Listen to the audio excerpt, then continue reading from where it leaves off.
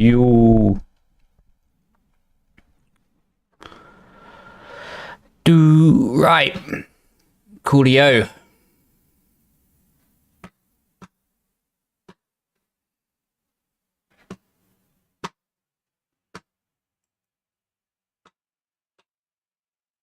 How you doing, bro? Welcome in. Hope you had a good day.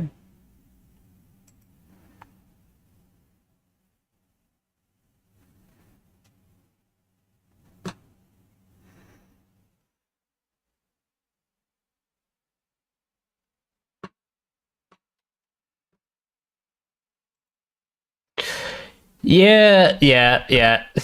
Yeah, I didn't even know who's driving what teams, to be honest. That's a bit crazy. But not my job. Not my problem. Doing LMU later? I probably will do. Yeah.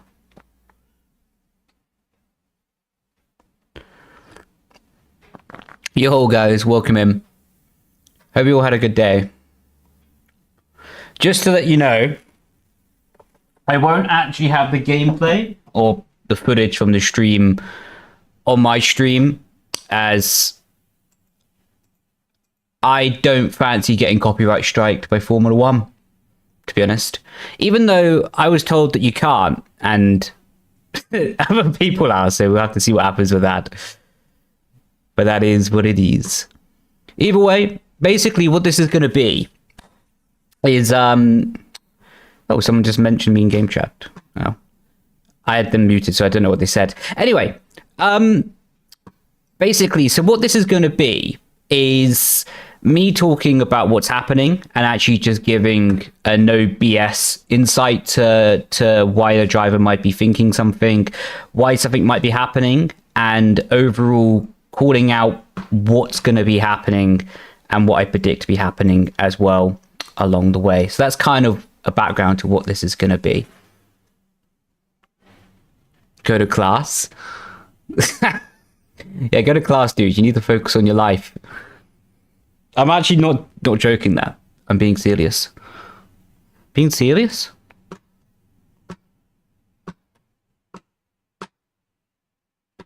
Let me put that there. Sweet.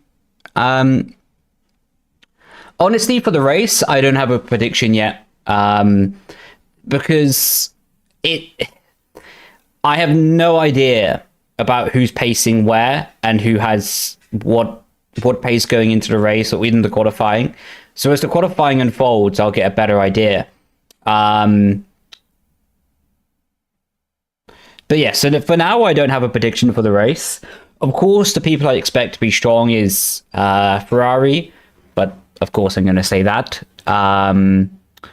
Of course I'm going to say that. My voice, there we go. I had my sensitivity too high on the thingamajiggy. So of course, Ferrari, especially Otis, I expect to be strong. Jarno, Freddie. Will be interesting to see Thomas in what I presume is Mercedes. I don't think there's been any official announcement about that. I think it is basically the same team behind the scenes, though, so we'll just see how that unfolds and see what that is. Why isn't there Sauber? Well, Sauber doesn't exist anymore. It's Audi. I don't know the exact reason, but long story short of it is more than likely just to do with the fact that they prefer to focus on their F1 project, and there's some licensing. Is he still using my skin in game?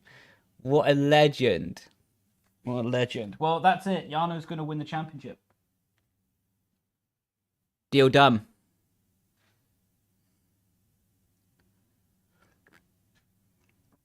Signed, sealed, and delivered. Aston Martin's one I'm quite interested for, actually, to see how they get on with everything.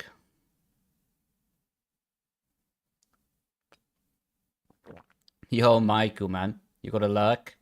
No worries, man. Hope your meetings go well. How you doing, Nova? Hope you had a good day so far. I actually know him. What's up? Yeah, I'm all good. Thank you, bro. I'm all good. Yeah, I presume that you knew him.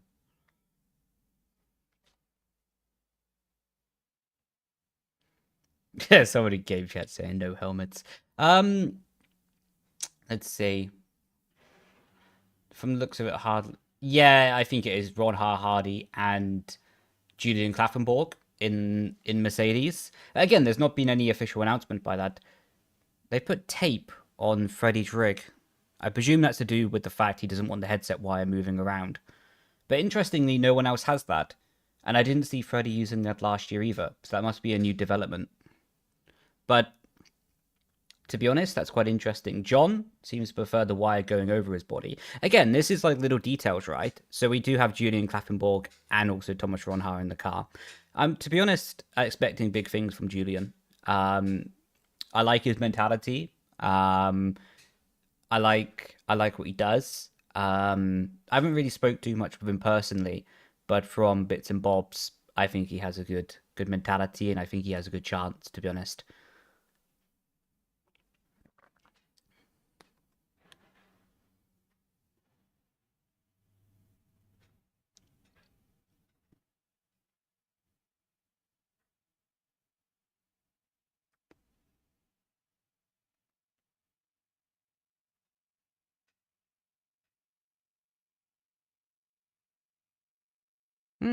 Both interesting to see them on the same gloves. I presume they just got them sent by free from Nicholas's dad. If people don't know, the gloves that McLaren run, called Virage, is ran by Nicholas Longuet's dad. Well, Nicholas as well, I presume in some way. So that's quite interesting that they both went for that glove. Like I said, I presume they just got to send them for free and cracking.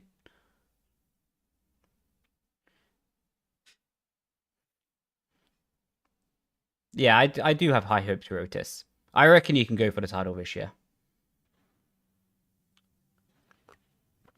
Bresne looks very happy. Again, same gloves, but different branding.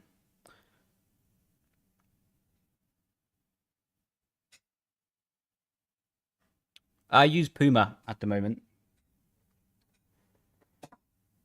But yeah, at the moment I use these gloves by Puma. Will have a nice Ferrari badge on them.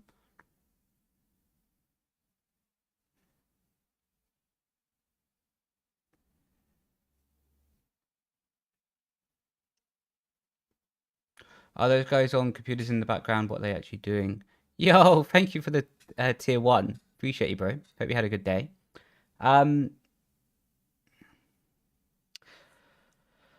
those guys on the computers actually doing... Yeah, they will be doing something. To be honest, in the qualifying, not so much. Unless it rains. If it rains, they're doing a lot. But if it stays dry for the qualifying, to be honest, they're more just rehearsing what they practiced with their pit exit times, their pit entry times, and it's more just reminding the driver of the timing. If it rains, then it becomes a lot more difficult, and that's where the engineer is more important, to be honest. So we'll see. We'll see if it rains or not. Then we know how important the role is. You're getting glazed? Hopefully not like a donut.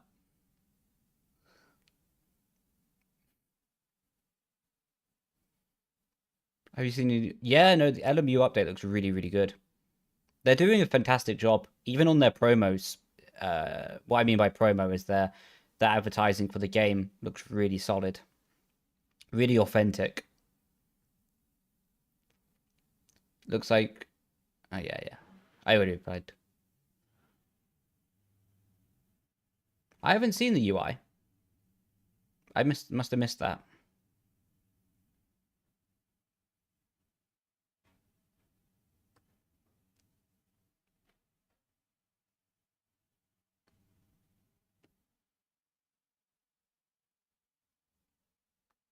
Why didn't they show quality live? It is live.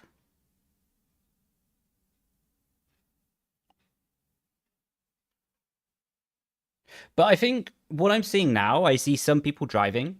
So I don't know the exact schedule. I don't know if they've started qualifying. Because to be honest, in the dry, for the first 10 minutes of qualifying is useless. To be honest, it's completely just time wasting. So I do think probably qualifying has started. There we go. Okay, yeah, qualifying has started, but it's cloudy, but they're using inters, so it probably won't rain this session. But yeah, the first 10 minutes is just literally useless. You're just going out um, just to not be sat in the pit doing nothing, to be honest.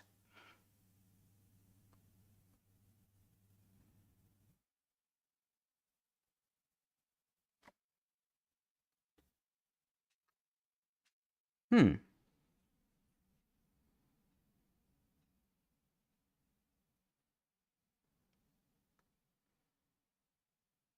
This is always quite Sauber isn't racing. Well, Audi isn't racing. It's quite interesting actually, because it's quite, to be honest, a unique moment in this situation, right?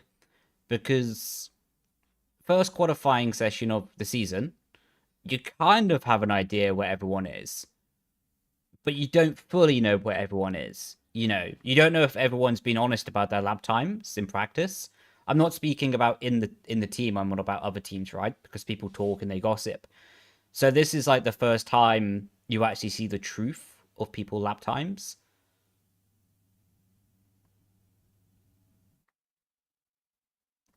Yeah, no one on dries at the moment. Oh, the UI perspective. Oh yeah. I saw that. That looks mega.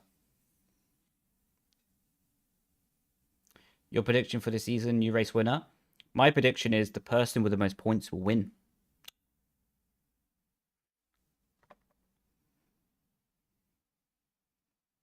Yeah. No, it will be live. It is live at the moment. It is live at the moment.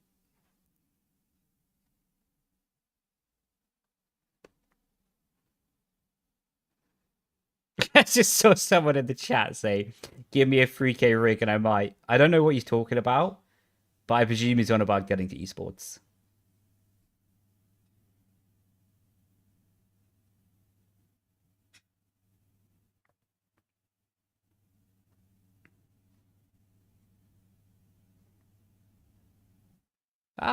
Good to see you as well, man. Hope you're doing well, dude. Yeah, life gets busy sometimes.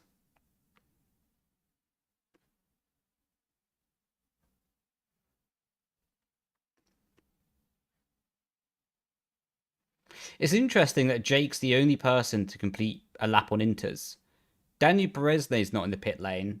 It's Van Pookie. So Beresney and Pookie might finish a lap. We're yet to see. But interesting. The reason, okay, Pookie's box, so he's not finishing the lap. Let's see if Beresney does. Okay, Beresney finishes a lap, but he goes P2. The reason that's interesting is the more time that you spend on the intermediates, there's a slightly different force feedback feeling. It's slightly stronger, I think, if my memory serves me correctly. So you end up in the situation that you have like a different feeling when you go back to the softs, right? Um, so clearly Jake and Danny are not put off by that. I personally was. I didn't like that. I didn't like getting too much of a feeling for the intermediates before going back to softs. Yeah, Audi are not in. I think they're just focusing on their F1 project and also Cadillac because, yeah, it's pretty hard for them to make an F1 team and F1 esports team, you know?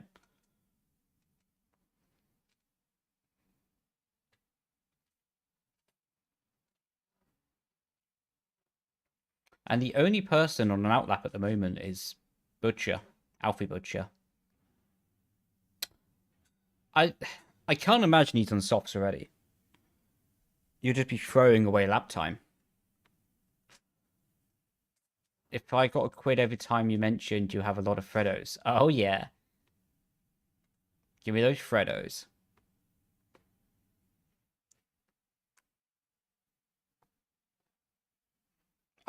I kind of like that new overlay on the bottom right.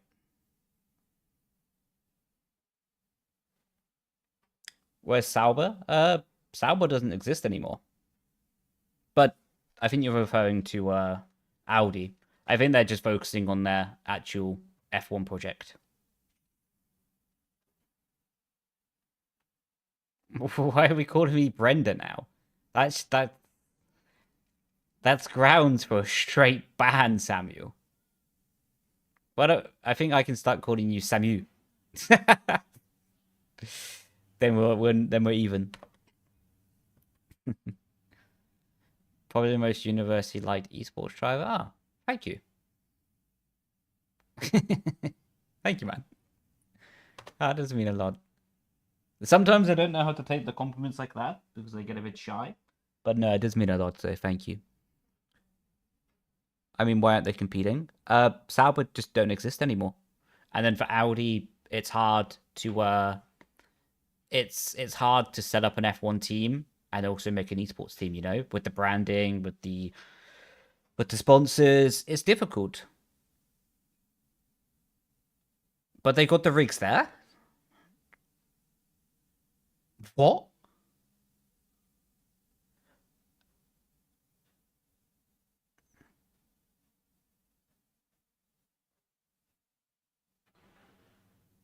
But they have the extra 2 rigs set up at the end. I don't know if they did that for symmetrical, or they don't want to change the stage because the stage is still the same one from last year, or they did it as a fail-safe in case someone has a failure on the rig. I presume it's that final one, with a mixture of not wanting to change the stage.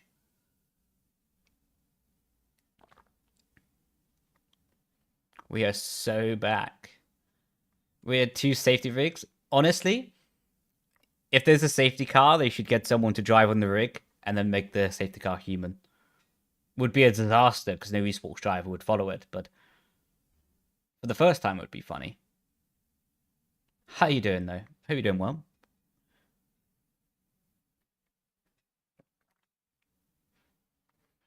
Okay, now we're getting people out on softs.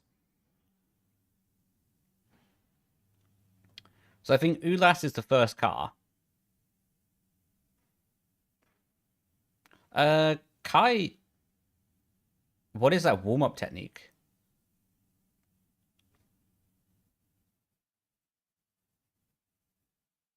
So Ulas is shaking the wheel. That has to be a warm-up technique. I presume what they've done there is lowered the wheel rotation down a lot. So then with a small amount of movement on the actual steering wheel, it makes a big movement in the game. And it's warming up the front tire because he seems to do it on every straight. So I presume that's something that Red Bull have found. I say Red Bull because Visa Cash App and Red Bull are in the same team effectively, so they work together. But I'll be interested to see if that is replicated among Freddie, Yano, I think it's Tom driving as well. Also, if the other teams have found that. Yo, Billy, how you doing? I'm not going to say the rest of that statement, so it doesn't get clipped, but appreciate it. How you doing?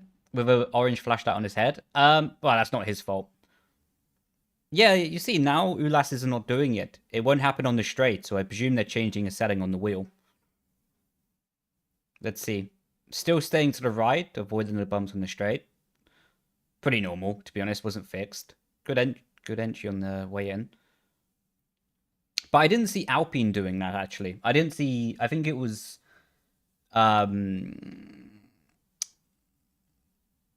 Otis. I didn't... There was like 2 seconds of a clip of Otis on the outlap, and I didn't see him doing the same wheel trick. To be honest, it's looking pretty good here from Ulas. Good, well, that exit was not so good. I jinxed it. Whoops. But the road on entry, like, using all the track is pretty good. Also there. Pretty loosey-goosey on the rear axle. Yeah, looks like the wheel spin he had in turn 5 has already cooked the rears a bit. I won't be surprised if he has a bit of wheel spin on the exit of the snail corner here. Chat says flicky flick flick. Yeah, Ulas is struggling on the rear now. I presume they've set the car up very edgy, and that wheel spin on the exit of Sector 1 is really hampering him as time goes on.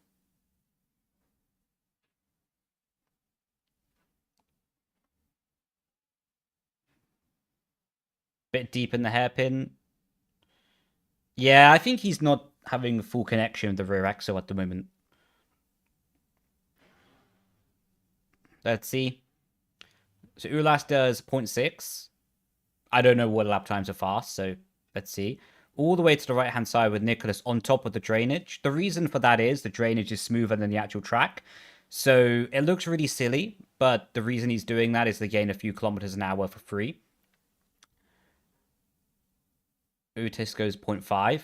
Only half a tenth faster than Ulas.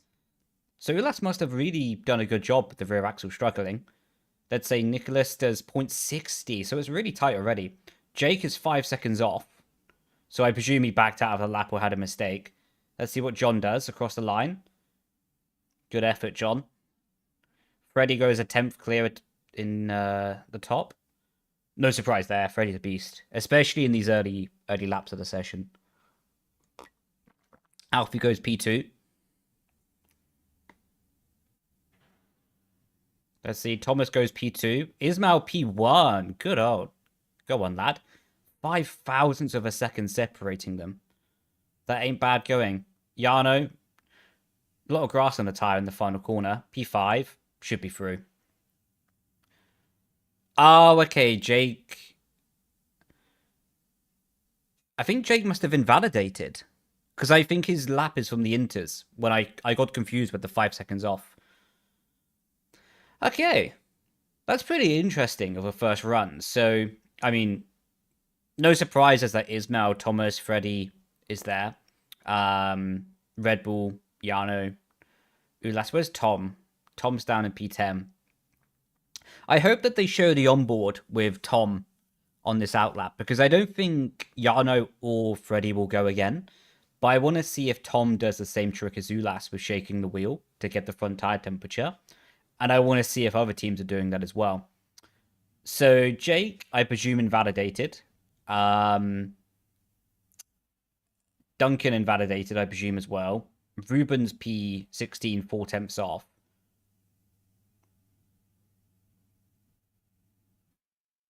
So that's a tough situation.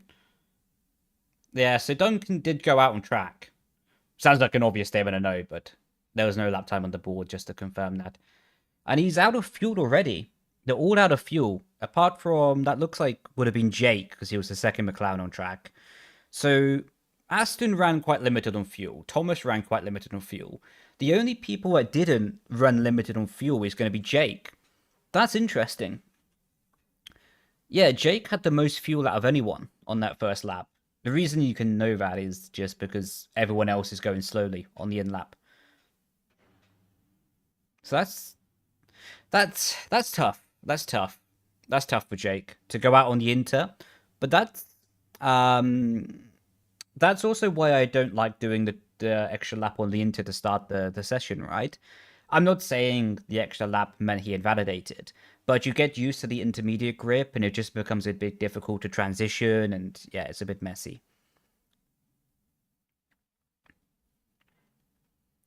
There was a stream for the race. I won't show the onboard stream because I don't want to get copyrighted. But F1 will have theirs.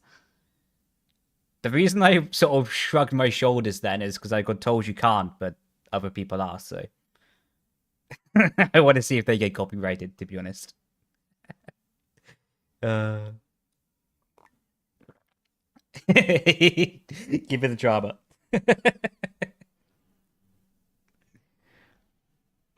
The way you find all these little hacks in F1 is so funny. Would be screaming, mate. Honestly, it's crazy. It's honestly nuts. Yeah, I don't do any other esports or follow any other esports, but racing games is so crazy, right? I'm honestly tempted to say like motorsport esports would be better with just default setups.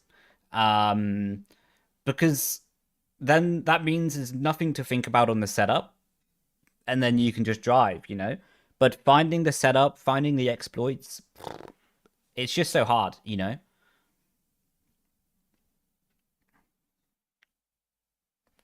You got told the same thing? Yeah.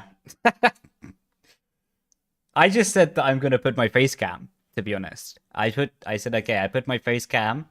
I put no audio from F1, so I hope the audio wasn't coming through from F1.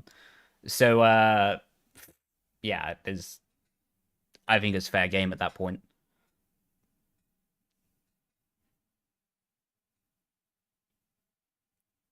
Right. So, final stint here of Q1. Oh, wow. Even Otis went back out. I mean, I'm not surprised because you don't want to go out in the first session trying to be a hero. But wow, okay, that's interesting. Both Alpines out. Not out of the session, but I mean doing the final lap here. And yeah, I think big questions here on Jake Benham. Big exclamation mark, I should say. He has to get this right. You don't want to start your first time with McLaren out in Q1. Obvious statement, I know. Julian's 2 temps off Thomas. Okay, that's your first session. It's pretty normal. There's so much lag when watching Beresne's car. The car is like darting everywhere from lag. That's not good. Beresne's only a thousandth of a second up in the middle sector. So unless he saves a lot of tire temp for the final part, will be tricky. Duncan has to, yeah, but given the fact that Ruben is still P16, there's less emphasis, you know, because then you're comparing to your teammate. But for Jake, it's a bit harder, to be honest, because your teammate Alfie is all the way up there, doesn't even have to do the final lap in Q1. So you can't even blame the car. That's basically what I'm saying. Good final corner from Beresne, 10th up, easy through, nice. Still only P4 though. Right, Beresne was quite early on the lap. He's got basically a whole final sector while other people were still driving.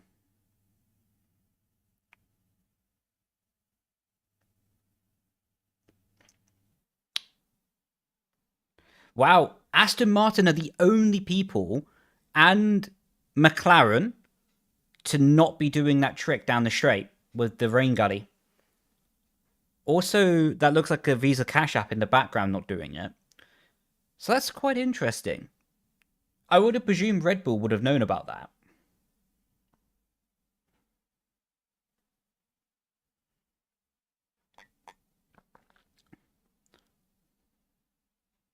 Duncan goes P11. That's a good effort, actually, considering the pressure. Jake, P13. Okay, he's safe. Let's see what Ruben does. Go on, Ruben. I think he didn't make it. But that's John. I do feel for John there. I'm not going to say the stories from behind the scenes because it's not my situation to say, but... Excuse me. But yeah, John did a good job, all things considered.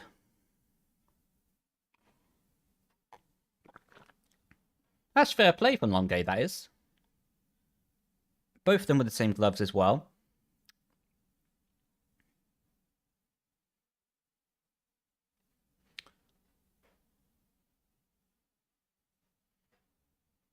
I wouldn't say that no nerves are getting to anyone, but...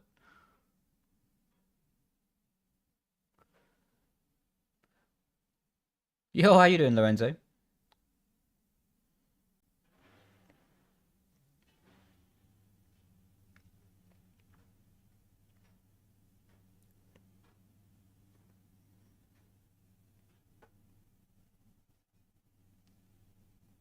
I just heard a bing. Oh, thank you for the follow, man. Still racing? Yeah, it's crazy. Impressive. They're going to be racing with a walking stick soon.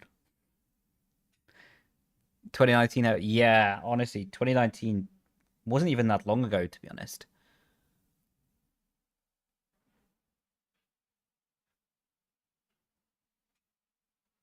That's tough for Ruben, though. Duncan did a really good job to put himself there, especially from invalidating the first lap. Job being back. Is he though? I don't know if he's actually in Birmingham. I don't think so. I don't know if that as a fact, but Job is like the ultimate person to be third driver because he's rapid if you need him to be. But to be honest, Red Bull just want to focus on their two drivers. So they have like the third driver of Job in case anything ever happens to the front two of Freddie and Yano. But the chance of Job ever driving is like little to none, you know. But that's how they set up the team. It's the really most efficient way to do it, in my opinion, just to have two drivers that are leading the charge. And then you have your third driver for test and development, to be honest. Hard to say a clear favorite. I mean, to be honest, for many years, having a clear favorite is impossible. Like, it's just too many variables. GV's trying to rage bait people in chat by saying F125 iRacing.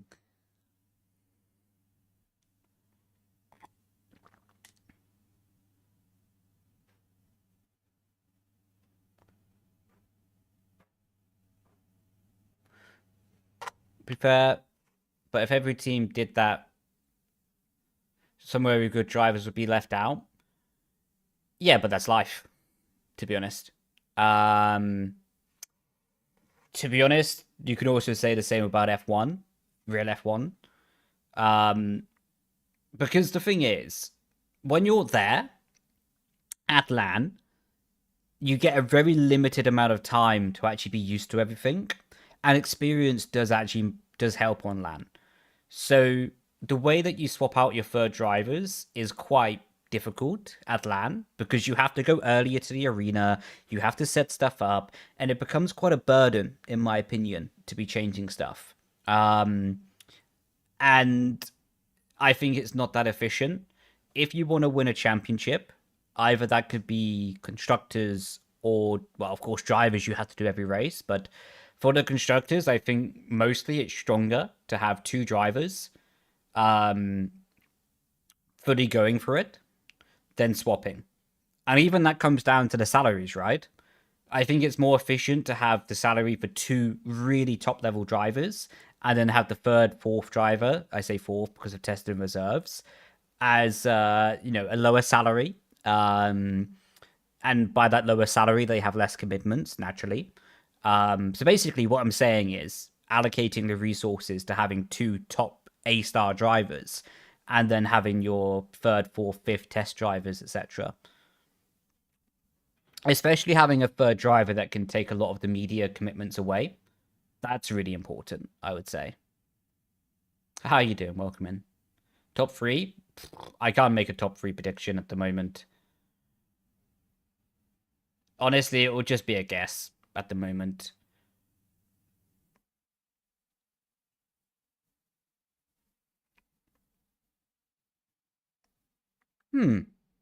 That Haas behind the Red Bull, I didn't get to catch whose name it was. That's pretty close to the slipstream. Big wheel flick from Nico there. Bit of wheel spin on the exit. Well, these are worn tires, so it does, but doesn't really matter, to be honest.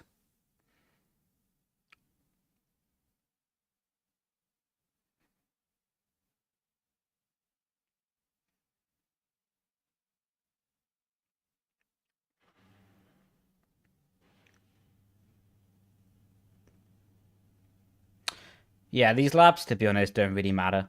The only thing that can be useful is to see what teams have a good stability on the rear axle.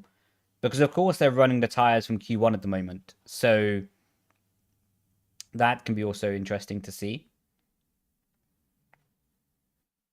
By the looks of it, the Williams quite loosey-goosey on the rear end. But again, that's of course relative, you know. So other people might be worse, they might be better in that sense.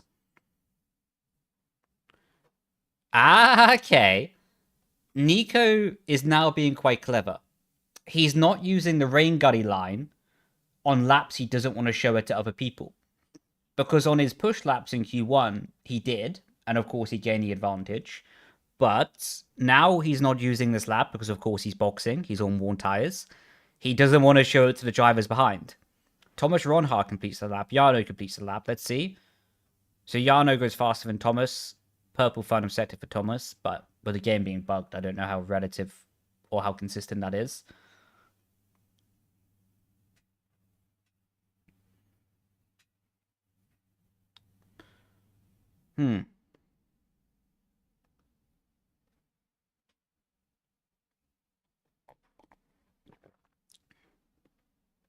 Wow. I'm seeing a lot of people in the chat quite confused by what drivers and in what teams, to be honest. Like, everyone seems quite confused that Thomas is in Mercedes. I didn't see all of the build up, and I didn't see all of the social media stuff before, but I don't think I saw anything definitive about who's where and all of that sort of stuff.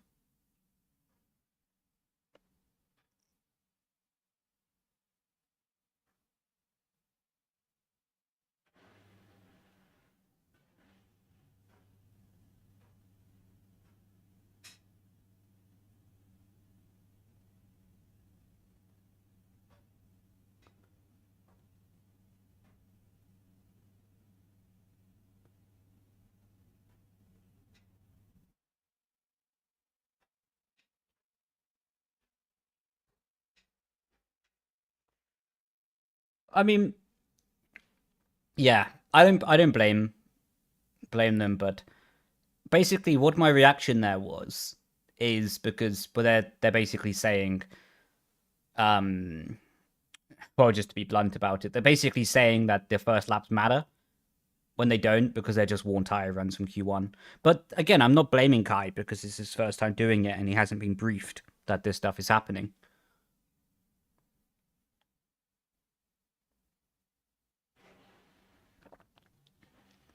Ula's still with the wheel shaking. He's also brake dragging. Is he brake dragging a little bit? He might have just been by mistake. Nah, okay, the brake dragging was a mistake. But he's shaking the wheel. That's a genius. Honestly, I'm going to say genius, right? Because two things he's doing here. He's taking a longer radius around the corner. He's taking a longer radius around the fast corner to get load into that front right tire, so I'm blocking the camera with my hand. And additionally, he's shaking the wheel in the straight. Okay, please stay on board with Freddy. Please stay on board with Freddy. I want to see if Freddy does this as well. Interestingly, Freddy's moved his HUD as well from behind where the camera's predicted to be. And in doing so, you can see his tire temperatures. Ah, they cut away from him. Honestly, Red Bull might get him to change that because they don't want that being shown on the broadcast. You know? And if you can leave it behind where the camera is predicted to be, it's much better. Let's see. Okay, bit of brake dragging from Otis. A little bit of brake dragging. And he's driving on the gully and the outlap. Doesn't mean anything, though. Brake dragging plus quite light weaving. Interesting.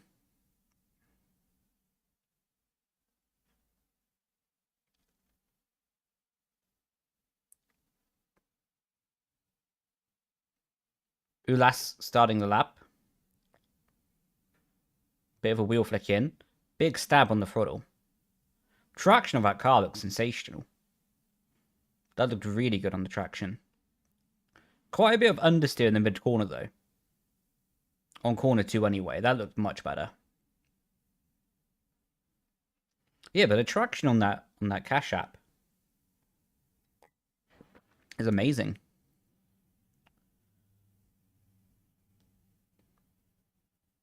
I presume what they've got on that Visa Cash App is a really oversteery setup. Because they're wheel flicking so much in. So I presume they're having an oversteery setup with a lot of rotation and wheel flicking into the corner to stabilize the rear axle. But they're still getting good traction. That's quite interesting. Mug is so big. Thanks, man. Ooh, that's not using the Rain Gully line. I don't know if... I presume Red Bull wouldn't have missed that. Oh, bit wide in the hairpin. That's a bit of a messy one. But yeah, I can't see a situation that Red Bull would have missed that. A messy final sector. Unlucky. 0.3 though, so that's still quick time. So maybe they're just running a different setup on the front ride height.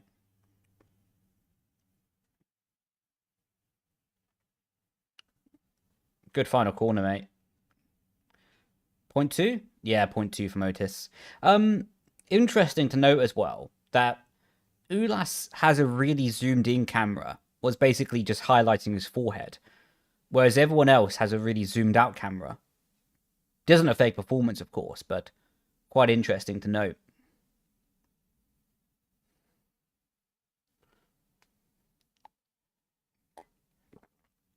Your eyes purple, sector 1. 4 temps away. A lot of stuff going on. Ooh, some black screen marks on Ismail's screen there. I don't presume that was on his screen while driving. But that's quite interesting, to be honest. That is really interesting, that there's a bigger gap than normal. Because you have Otis and Freddy, and also Ulas, there in the top 3. But then, to be honest, you have 2 temps down to P10. That's much bigger than normal.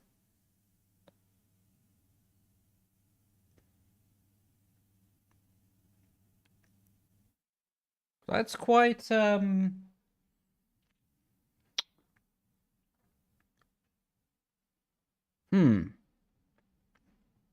Maybe just a bit of pressure on this lap.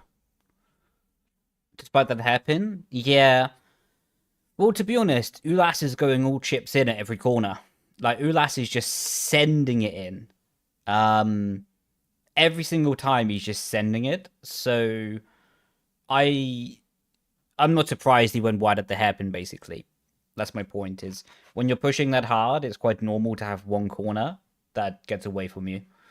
Yo, I'm doing good, thank you. Are you doing good as well?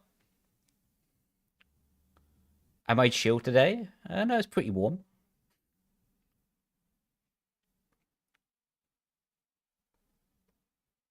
Oh my god, Ismail has so many screen-like stutters. I presume it's not happening when he's driving, because he wasn't reacting on the face cam.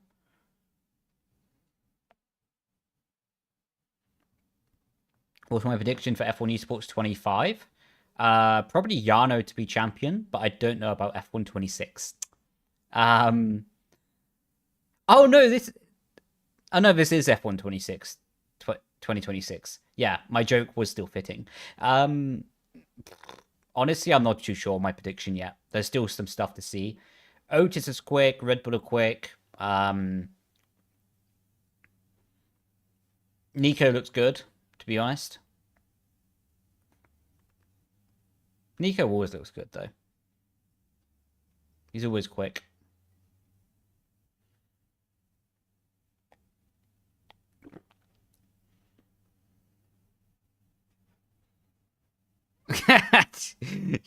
You're really trying to make a bait there. Good effort. I respect the game. I respect the grind. What's the general vibe between esports drivers off track? It's quite funny, to be honest, because they all talk absolute nonsense about each other on Twitter. But as soon as they see each other in person, they're like, oh, good to see you again, mate. Oh, my God. So good to see you. And then as soon as they're away from the event, they start talking smack again. That's basically the vibe between drivers.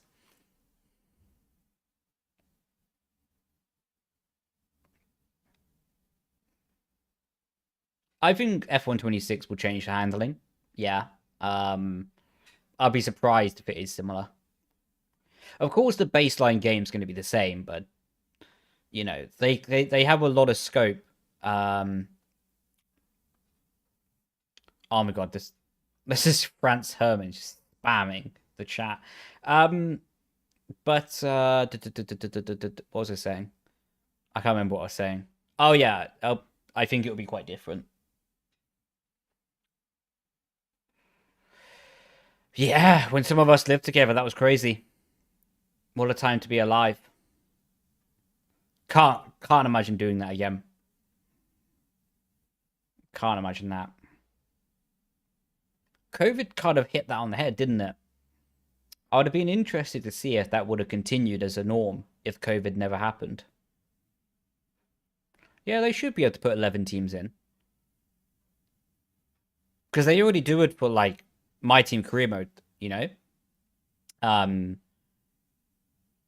So maybe you can't have an extra team in, like, my team. But yeah, I think I think they should be able to.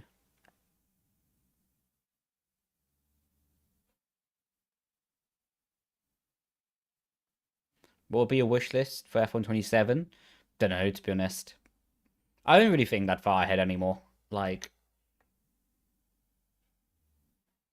maybe them to make me a billionaire. That would be fun.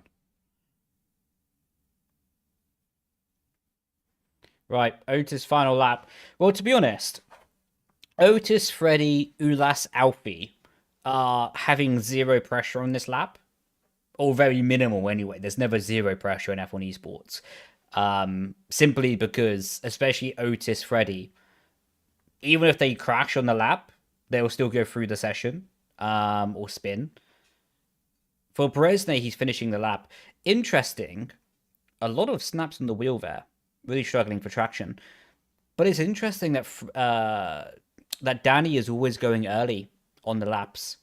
He's sacrificing track evolution quite a lot there for clean out laps. So I presume tire temperature quite sensitive at Alpine. He wants to do a Pacific routine. He doesn't want people to interrupt that. Let's see. I wish they would have got right on board so you can see his delta a bit more. Oh, that was just lagging again. That looked bad. He didn't improve. Whoa. Disaster. I think Bresne will be out after that. Longue is 1.2 temps up. Purple. He's on it. He is. Yeah, good rotation in the hairpin. Kissed the curb a little bit too much, probably. I don't know if that was his plan, but he's on it. He can just take an easy final corner. He does. Almost 2 temps up. Should be P1. 0.1. Fair play. Let's see. So Otis decides to box. I presume he did that because he wasn't improving. Ulas goes P3. Ismail goes P2. His screen is still flashing everywhere. That's a bit crazy. Tom P12. Yano P14. Let's see if he goes through. Surely he will.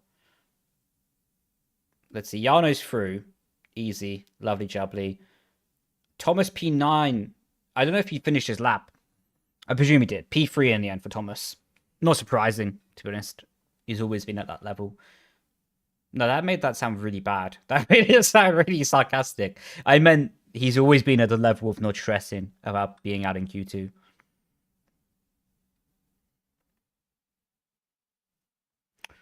So Longue went P1. Fair play. They're going to be in the 29s? Whoa. I think Paul will be in the 29s. But I don't know. We'll see. Maybe Poe will be a 28. Again, I don't know lap times. But you normally find a few temps from Q2 to Q3. Duncan Hofland in the top 10. Fair play, lad. Fair play. Jake Benham out. That's not good. Julian P12. I mean, that's a good effort for your first quali, to be fair. Alfie with a really good job, by the way. Because, like, nothing against Jake, by the way, but, you know, some laps can be good, some laps can be bad, but for Otis and Danny to be out-qualifying their teammates when their teammates are P14, P15 is quite big, actually. That is quite big, actually. Also, for Eurus went into the top 10. Fair play, lad. He really showed a lot of form last year. Hopefully he can keep it going. That'd be cool.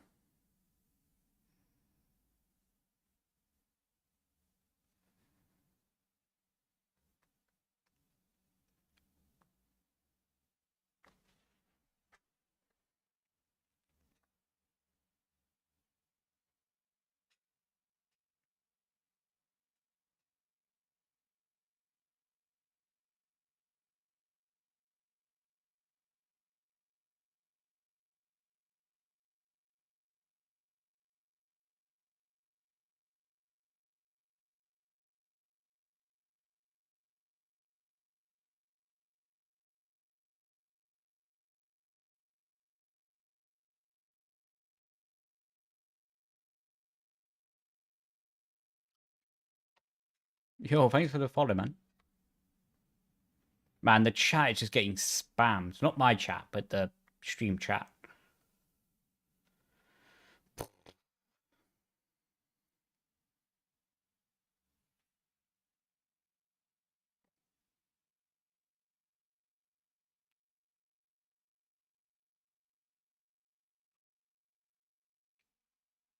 One thing I said last year, and I still believe, they should just let the drivers who were out of qualifying leave the rig. Like, just letting them sit there or forcing them to sit there is quite bad, in my opinion. I think it would be better if you remove the drivers who have finished the qualifying and they're out, and then the cameras can just focus on the people who are still in. Because it looks a bit weird, in my opinion, just to have all the people there, even if only 10 cars go out. I think it would be quite cool to have like a cutscene of like, okay, these drivers have gone out, you know what I mean? Kind of like Big Brother. You are leaving the rig. Do you have any opinions?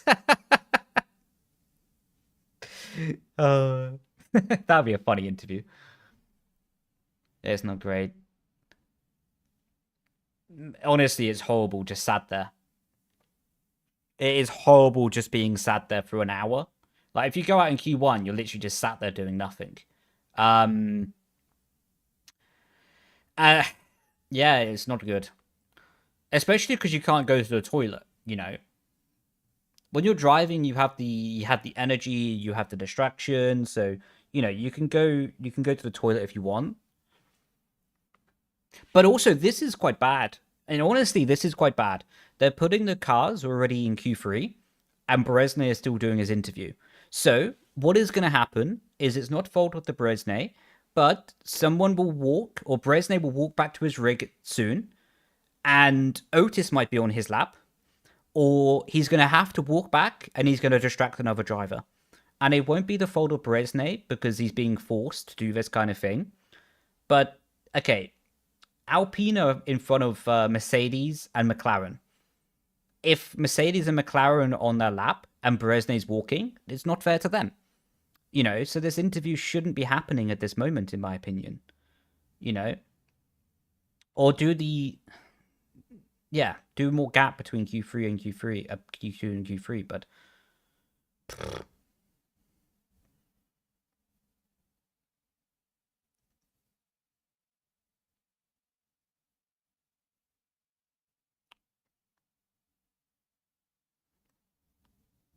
I think they got away with it.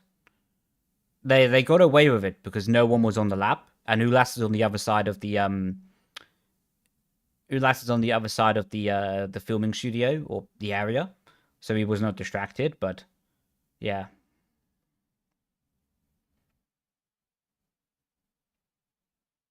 have the interview somewhere else. I think the place of the interview is fine, like, but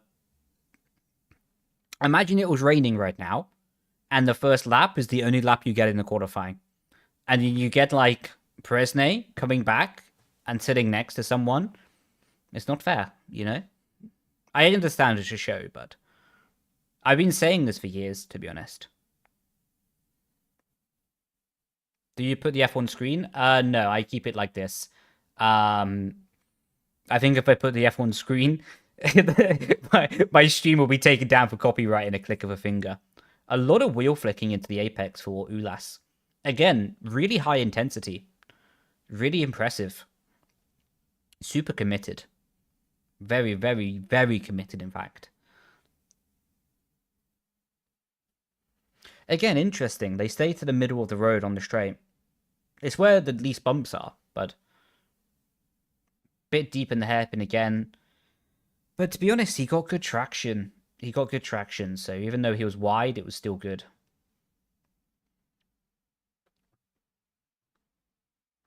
Oh, he goes P1! Wow, he's the only person on lap, but he goes P1. So... but he's on worn tyres. The lap time is not that competitive, so I think for sure was just worn tyres. Right. First proper lap's coming up. Otis sends it into the final corner. I'm not too I know the monitor they use, I just can't remember it.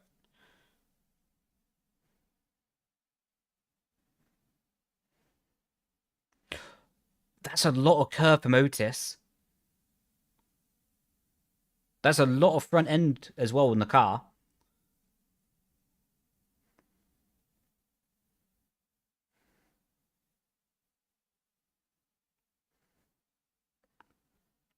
The car definitely rotated in corner 1, corner 2 better than it did in corner 4.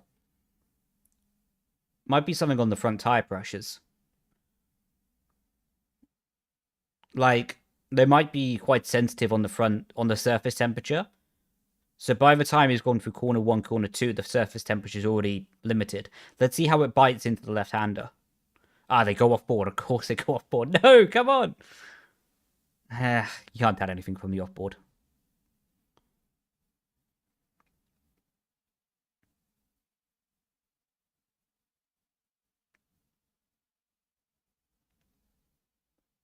The way they drive, yeah, it's not their fault. They're just exploiting the game model. That's their job, to be honest. Ulas gets out of the way into the hairpin. It was quite nice of Ulas, actually, the way he did it. He could have definitely gone a bit further and blocked the apex view. And he wouldn't have got a penalty for it, because he's just blocking a view, not actually blocking a car. 0.0, pretty solid. So for sure the poles will be into the 0.9. Let's see what Longe does. Ah, made a mistake. Maybe he had the worn tires. Maybe he had worn tires. He didn't look that happy on the camera, though, so maybe it was a mistake. I just saw someone in the F1 chat saying, "Can you stop talking?" And I thought he was speaking about me. Look at this. They're not improving. No, they actually are improving a lot from Q2. So it's about a 10th and a half they've gone faster so far. Let's see what Thomas does. 0.1. Interesting.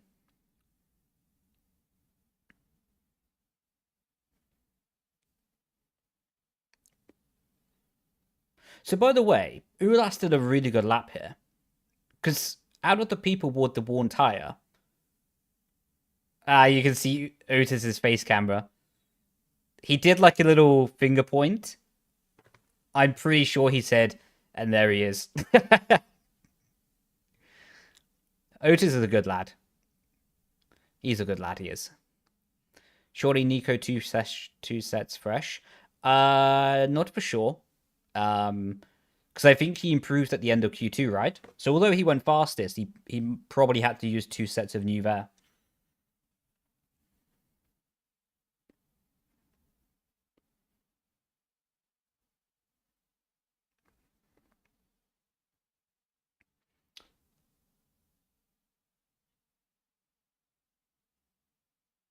Yeah, I was thinking the same thing, to be honest. And also with the overlay, the people with the long games, such as Daniel Beresne, it looks really condensed. Difference between esports build. I don't know all the differences because I've not driven it, but the main difference is they use the multiplayer car, but just with the car liveries on top of it. So you can see all the cars are actually the same, but they just have the livery of the teams on top.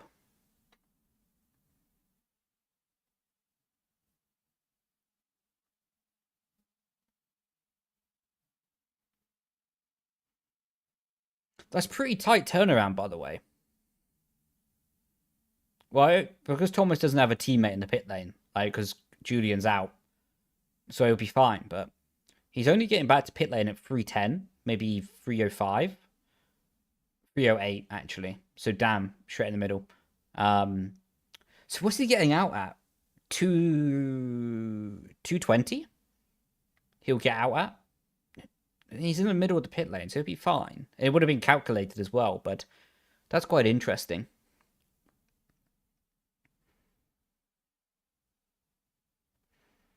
What Matthew's saying, Alfie will be on pole position. I mean, it's not a bad shout. He's only a 10th and a half off, and he's looking good all the time. To be honest, I don't actually have an idea who will be on pole position. It's too tight. You're just taking a guess and hoping that your guess is right. Jake looks very sad. Bless you, mate. So it's just the way the camera cut past him and he just sat there. Jono's on his phone. Ah, he saw the camera coming and he hit it. Good lad. But this is what I mean. When they ride on board with Freddy, right, you can see his tire temperatures. But the thing is, they're not riding on board at the end of the lap. They're only on board at the start. Is Freddy really taking the user the numbers 667?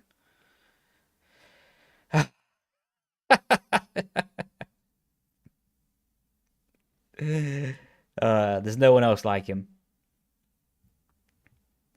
Anyway, what I was saying about tire temperatures. I hope that they go on board with Freddy just before he starts the lap, because then you can see his tire temperature. How does it feel now watching it from this perspective? Good, to be honest. I feel like I stopped at the right time, in honesty.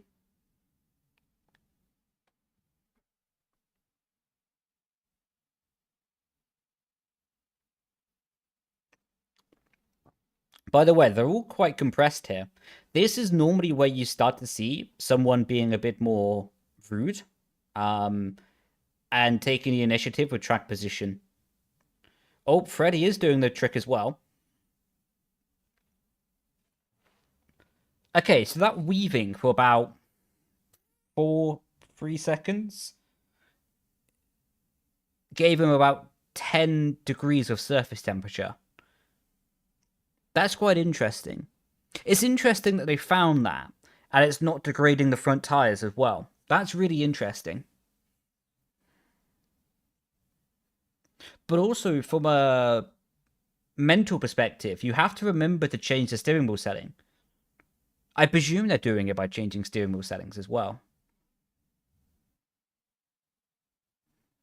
50% brake bias through turn 1. They've got tape over the hoodie. I don't know if they got the same hoodies from last year then, because they're blocking out a sponsor. Half a tenth up in sector 1. That's impressive. Good traction out of the hairpin as well. 54 brake bias now, so he's moved it forward. Medium ERS, none on the ERS. Quite jabbing the brake pedal there in the middle. A lot of brake coasting there. So clearly the rear is quite loose because he's lifting off the brake pedal. I imagine to lift up the front axle so it stops the rotation a little bit. A tenth and a bit up. This is a cracker of a lap. Good traction. Ah, good traction as well.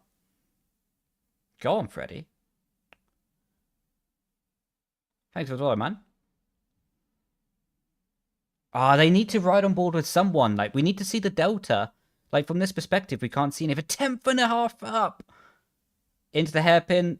Ah, that rotation was beautiful. Freddy's insane. Right now, we need to see who else is up. So he'll be in the point. Ah, I was going to say 0.8, almost. Ooh, that's good lap, mate. Fair play. Right, we need to see where everyone else goes. Nico P3, Jarno P4. Ismail's not happy. Otis P5, I think. P7. Alfie P4. Good effort from Alfie. Fair play, mate. Red Bull have done a really good job. Obvious statement, I know they're on pole position, but look at that. It's almost a tenth clear to P3. But also, Jarno did a really good job, I'd say. For where his strengths are, I think he's in a really good place. That's interesting. What a lap by Freddy. Not surprised. Fair play, mate. Same engineers from last year as well. Jarno's not happy, but that's normal. Jarno won't be happy with P5, I think he was. He wants to be on the pole position, so...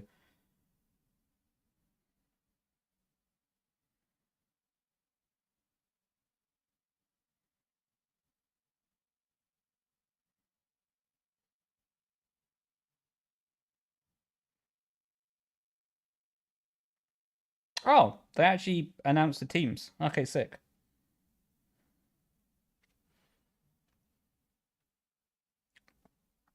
This is always a bit of a depressing moment as a driver. Because you either like did really well and you're really happy, or you're sad. there's no in between. There's probably no one that feels like, oh, that was alright. They're either really happy or really sad. Maybe the only person thinking that was alright would be Ulas. Because when you're P2 and you're only like less than half a temple Freddy, like that's pretty good. It's interesting as well to watch everyone go back to their little groups. Like you see all the teams that start interacting with each other again.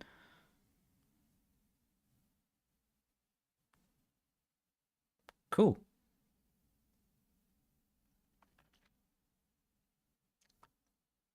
Wow, Thomas was down in P9. So that's quite interesting as well from a team dynamic. Right, let me pause that. So I can see the top 10 now. So we have Freddy, Ulas, Nico, Alfie, Yano, Joris, Otis, Ismail, Thomas, Duncan. Okay, so that's quite interesting, by the way. So the reason I say that's interesting is Thomas and Julian, two teammates. Thomas is P9, Julian's P12, so of course only 3 positions separating them. Also, then we have Yano and Freddy P1 and P5. Also, Ulas P2. So probably the Visa Cash Apps and the Red Bulls will work a little bit together on the strategy. And my point behind that is Thomas and Julian can work together on the strategy. The Red Bulls can work together on strategy. Joris might work together again with Thomas, depending on behind the scenes relationships. I don't know if there are or not. But everyone else is kind of on their own. Like, Nico's on his own. Alfie's on his own. Otis is on his own. Ismail's on his own. Like, you don't have your teammates near you to help you, you know? Fascinating.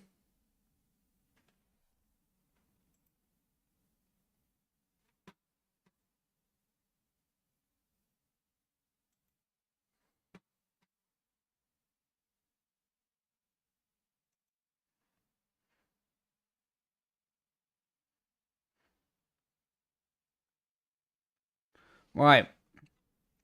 Can you show the stream on your stream? Because can't you? Because it's free. I can't because I'll get copyright striked. And yeah.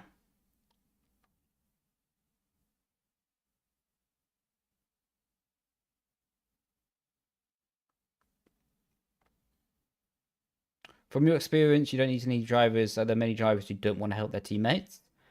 That's a really good question, to be honest.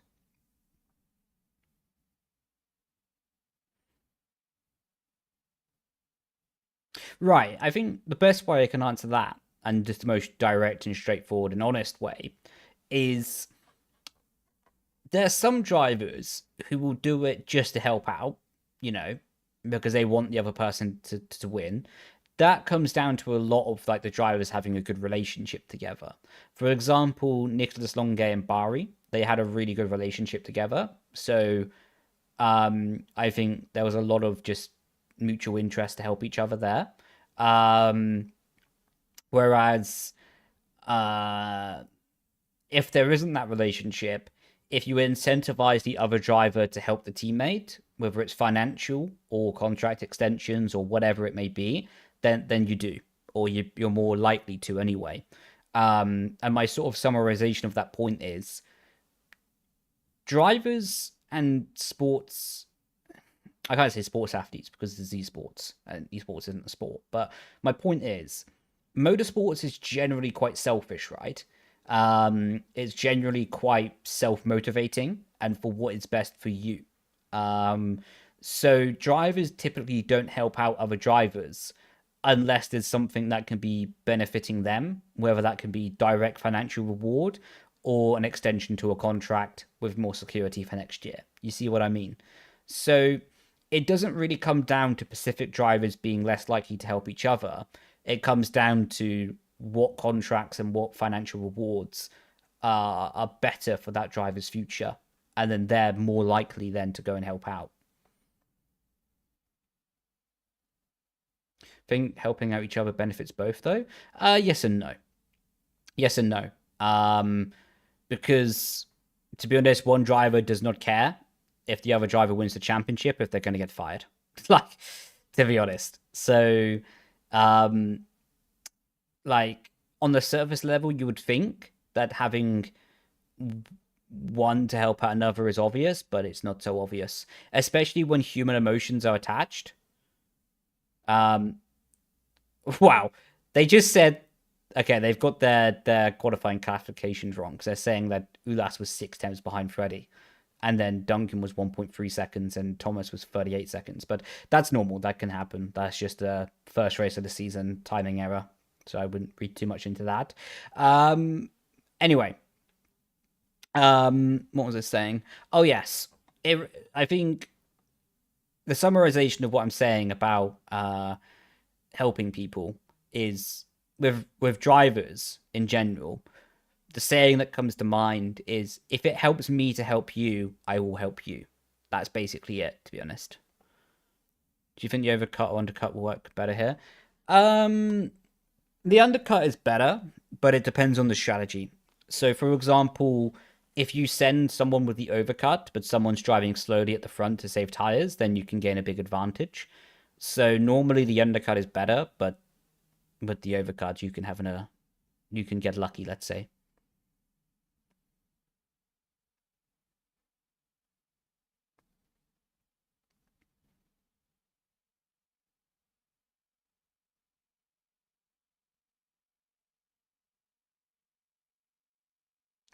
Yeah, no, for sure. No, for sure. If a teammate wins the championship, then of course that person has a more pulling power in the team and can definitely influence their teammate to stay with them, you know? So it's a really good point you make. We're the type of person to help out your teammates without going with something that would affect me negatively in the sense of crashing into someone on purpose. I would not do that. But in terms of being there emotionally for my teammates, I always tried my best. But in terms of doing something that would be, smashing someone off the track or doing something directly against the rule books, what would then hurt my own career and hurt my own way that I felt about my career, then I wouldn't go that far. But in terms of doing stuff within the rule book and doing stuff that wouldn't hurt the way that I viewed my career, then 100%. Equal performance, yeah.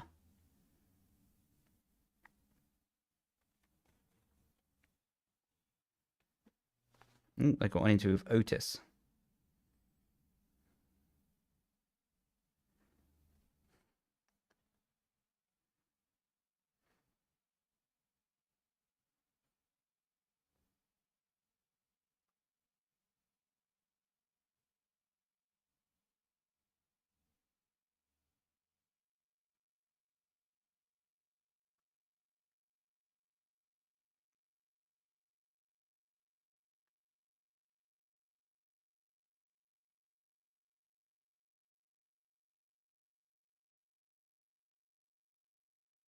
Good interview.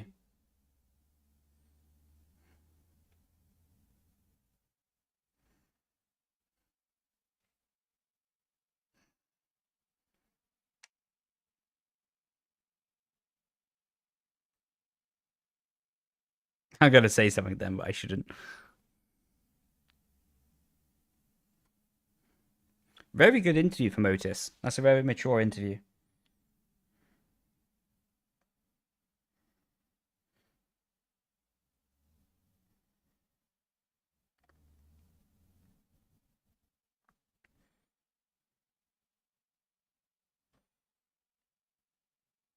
Very, very, very good interview.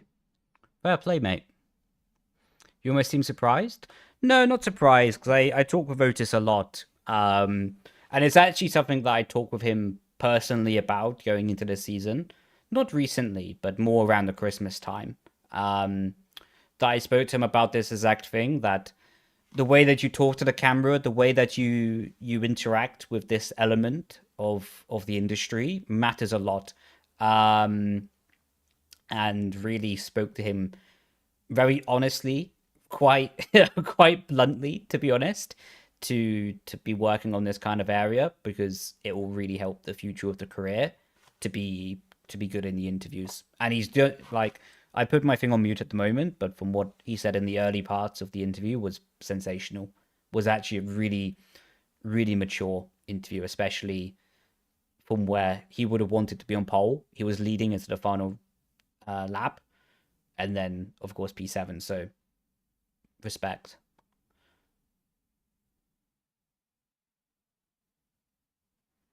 Are you going to go to any events? I don't know. I don't know.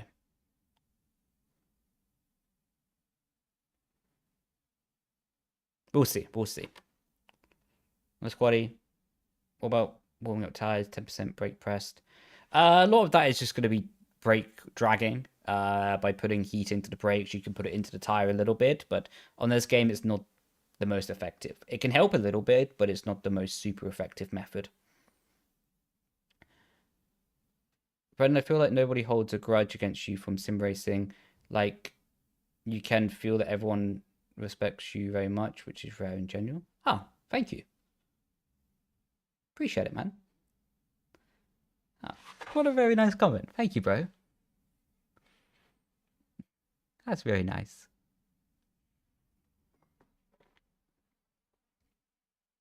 The only person who holds a grudge against me is the person who made lunch, because I was always asking for more.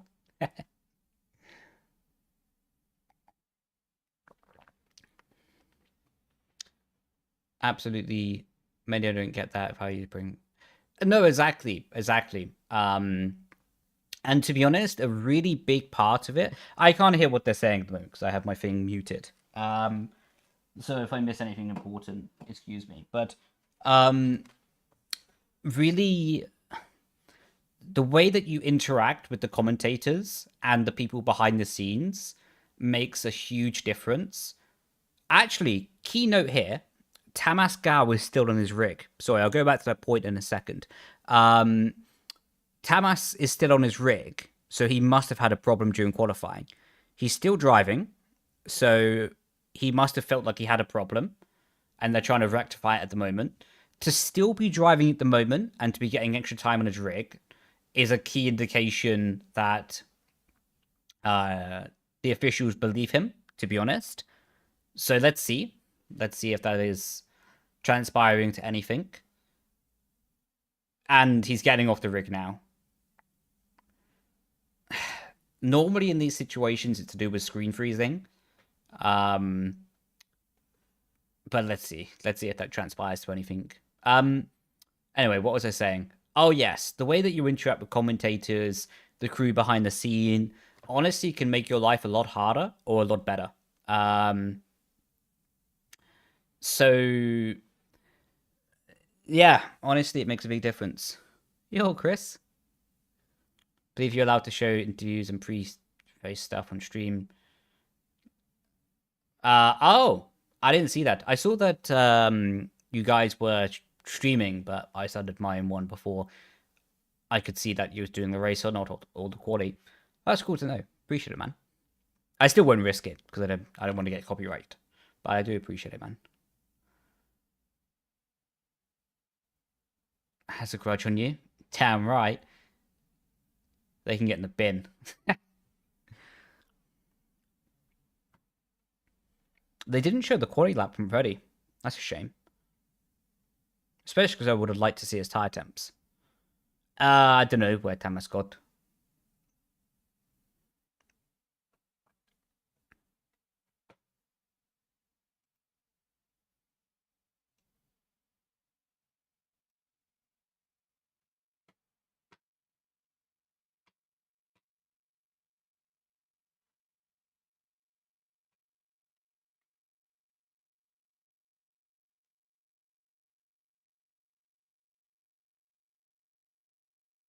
Has adopted it. I didn't know that other places have, but yeah, I get what you mean, man.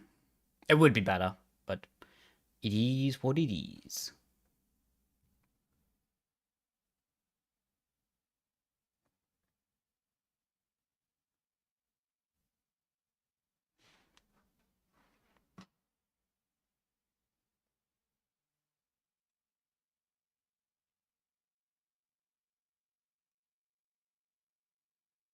Right.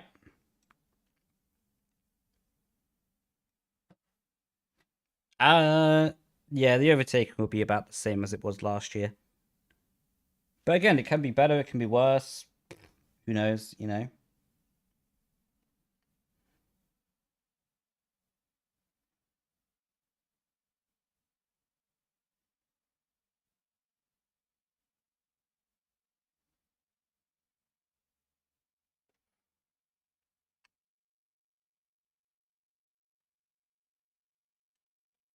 Tempted to go back to bed. Don't blame you.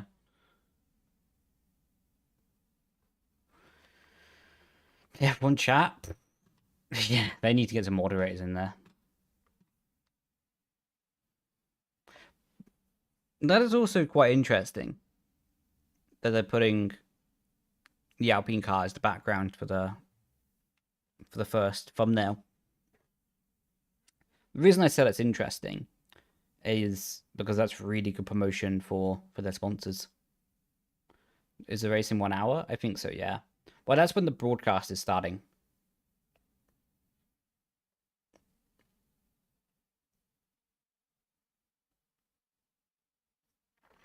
I just noticed that, Chris, that they don't even... The car is just static.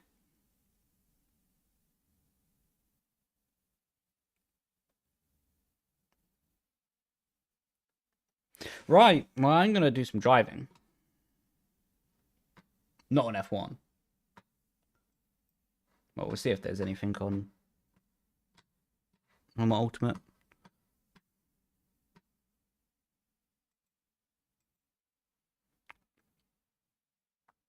No. Otis just made a mistake in the hairpin.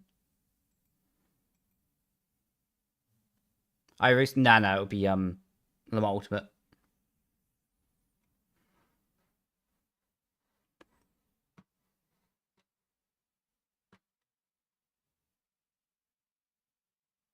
Best sim game to get into after iRacing, after F1. I think at the moment, to be honest, Le Mans Ultimate, it seems to be the most stacked with competition.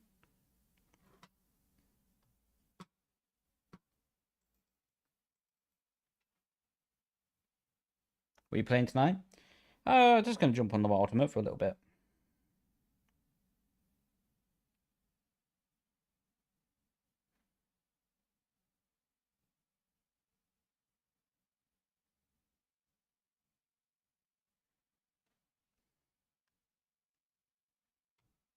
There is a subscription model. Like, you buy the game, but they do a subscription model for DLC.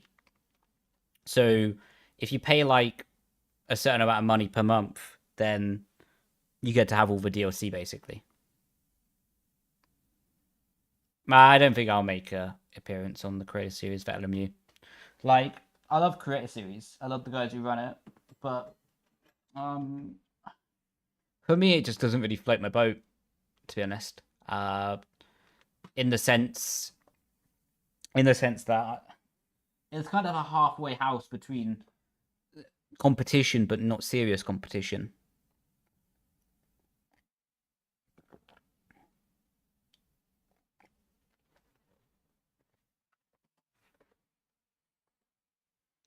Right, I need to update my titles first.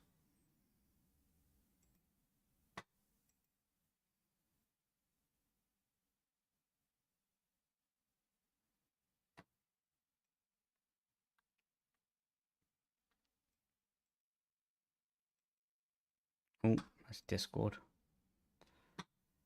I'll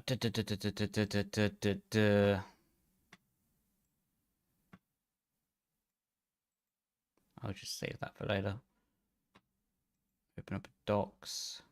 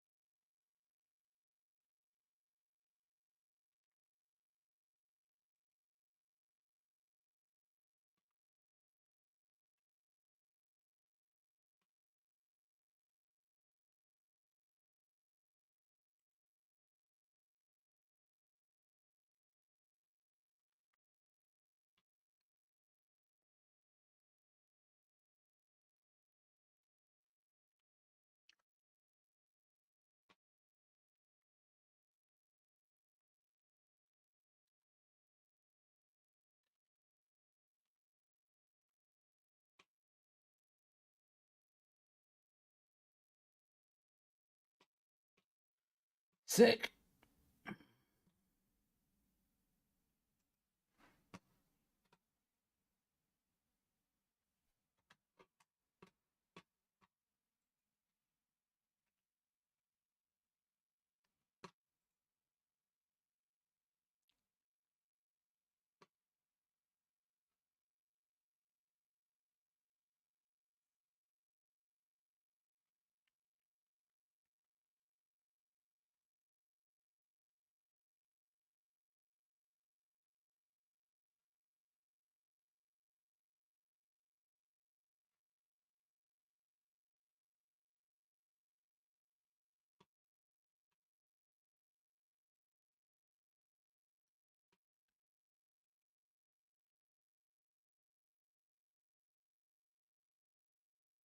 Hmm.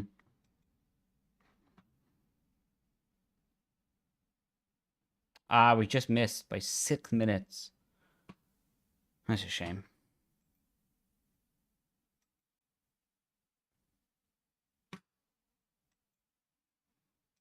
I think I still have my setup installed for this.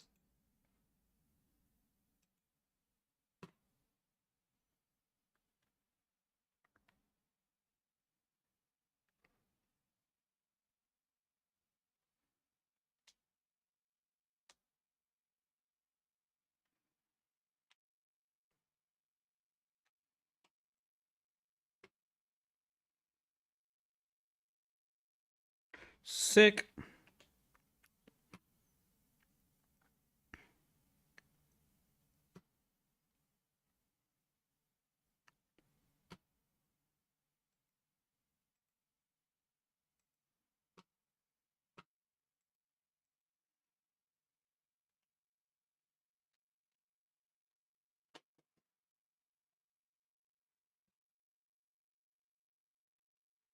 Who has the most potential?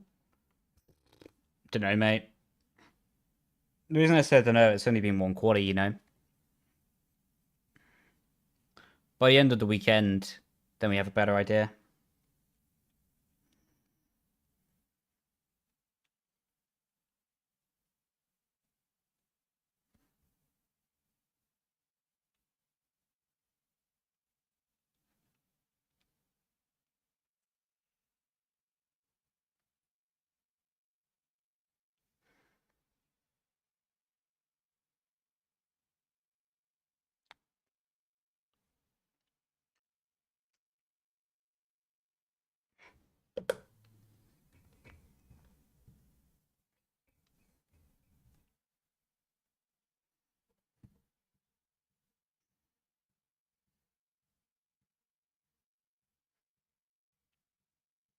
There's no game sound.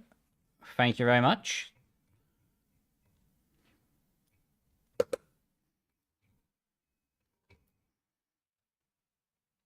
I must remember to make sure I turn off the sound again before the F1 broadcast.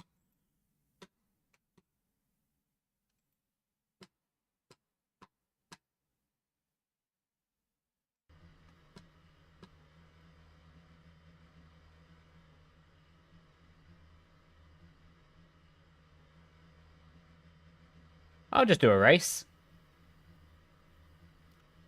I mean, to be honest, we'll talk about strategies, whatever, when the race is on.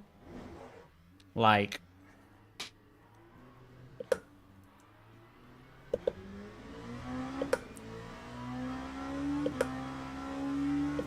yeah, there's some complications with the situation of Bari, but it's not my place to say.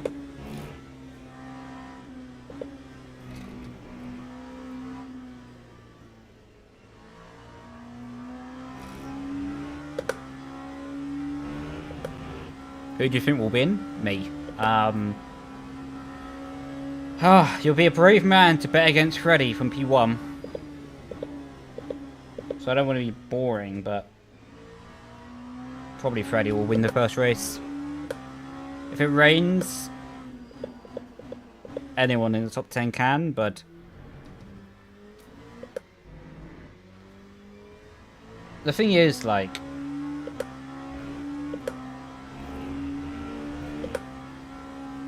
Ulas and Freddy will probably work together a little bit. And the problem is you just got 2 people there. You can just work together, like... Big skill issue there. What I predict will happen... If Ulas gets through turn 1 and turn 2, is still in P2, and Freddy's still leading, all Ulas has to do is leave like a 7/10 gap going onto the straight every lap by dropping back in the middle sector, what would be quite easy to do from the dirty air, and then it'll be alright. And then they can literally run like that the whole of the first stint.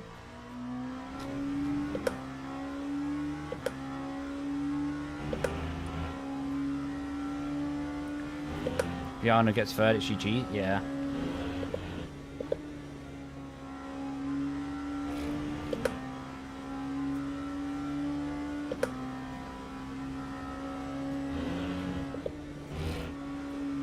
To be honest, I think to have a true battle for the win, probably we need mixed conditions. Without that, I think Red Bull will control the race really well with Ulas and Freddy.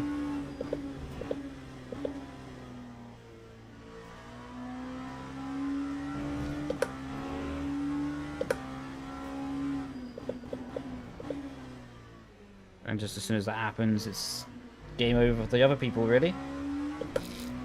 Especially because Ulas and Freddy can box on the same lap.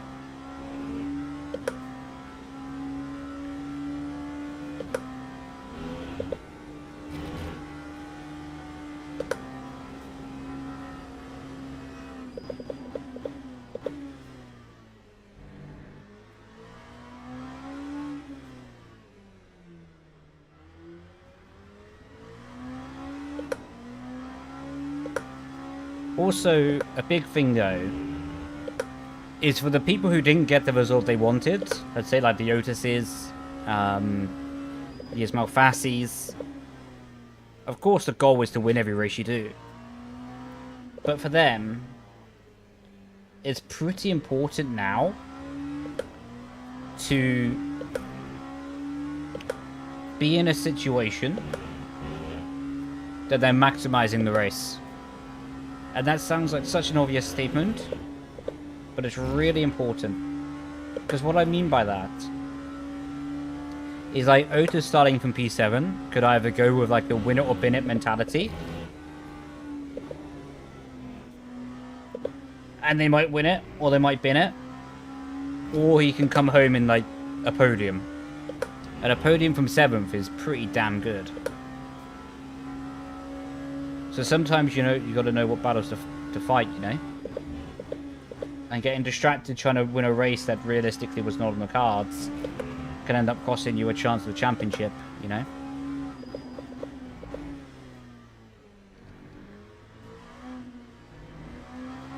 Because then you leave the first race maybe like 25 points down, and well, at that point it's a hard road to fight. It's actually where Yano is so strong. Yano's really good at knowing which race to finish second in. Or maybe even 4th.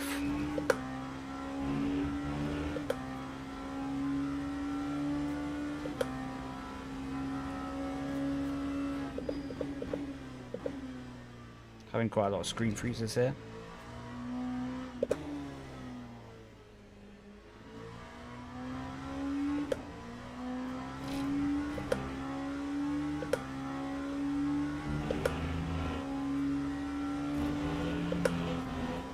No, I agree with that. Yano's very good at limiting a bad day and not letting that day get out of control.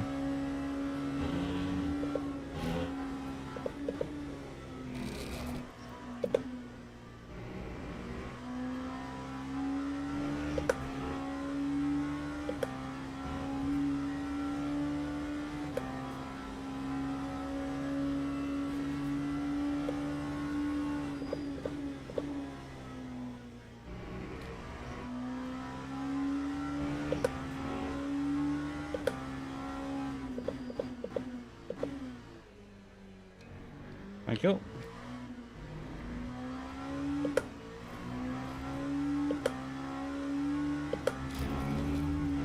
That's so sketchy.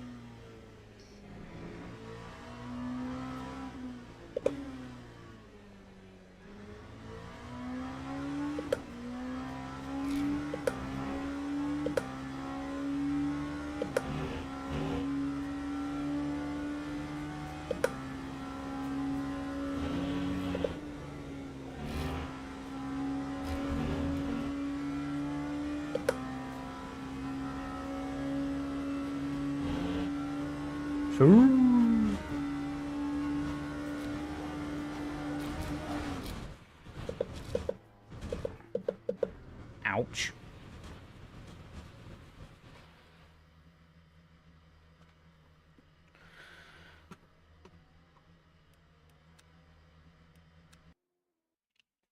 Yeah, it's really good fun. I do enjoy the game.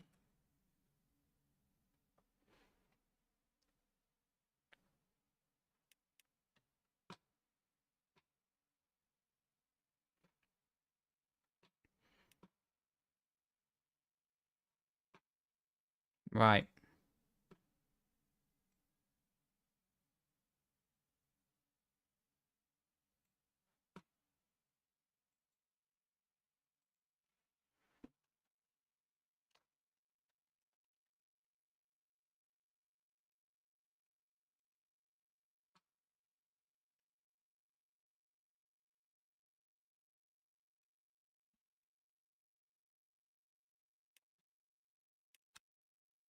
Just while that's loading, I'm going to pop to loo real quick.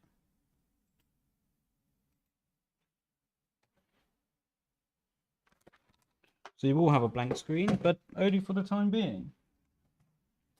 If you like, you can use it as a mirror.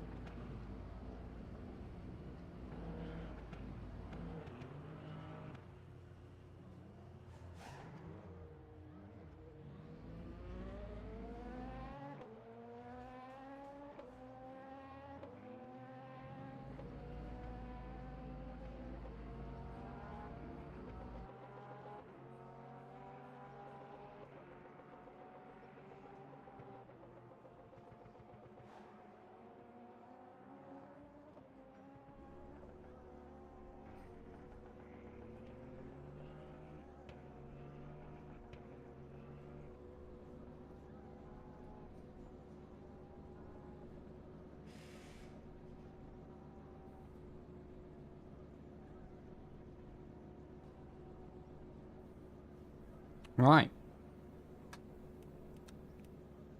I need to be quick with my setup here.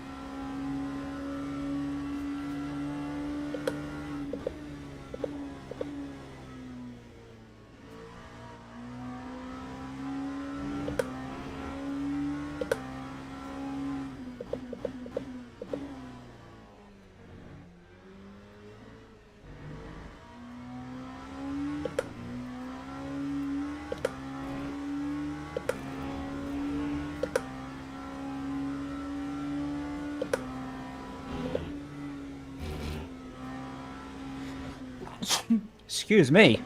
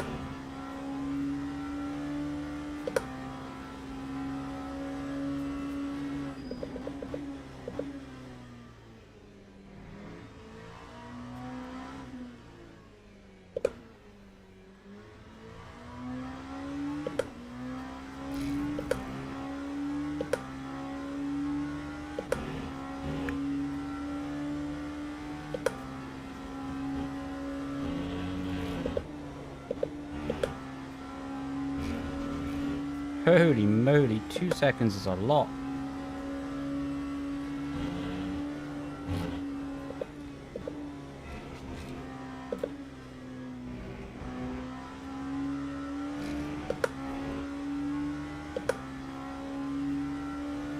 Uh, 45 is my FOV.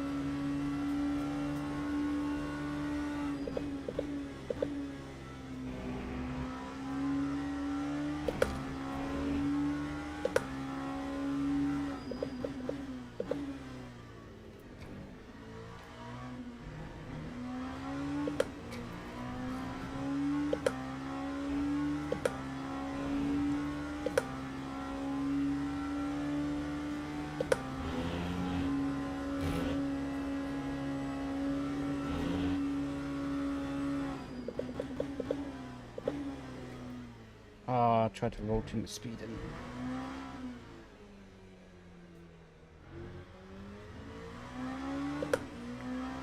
Wait, that lap won't count? Crazy.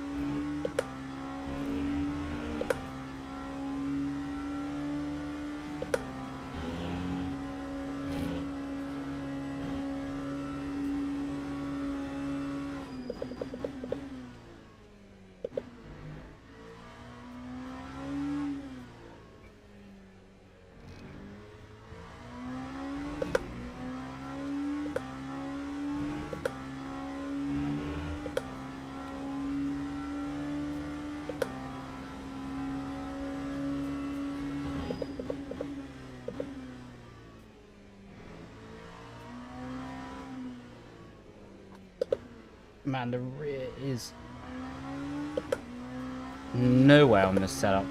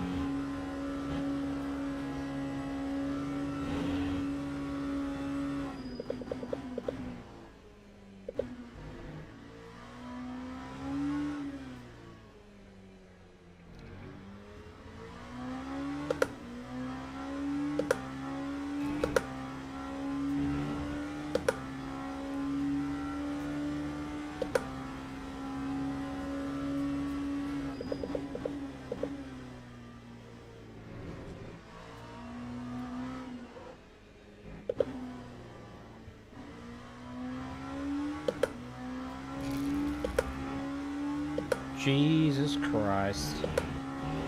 This is going to be a tough race for rear grip. Whoa! Big up Richie, man. I know him from F1. That's awesome. Although I'm not happy because I wasn't on pole position. But to see Richie cooking, good lad.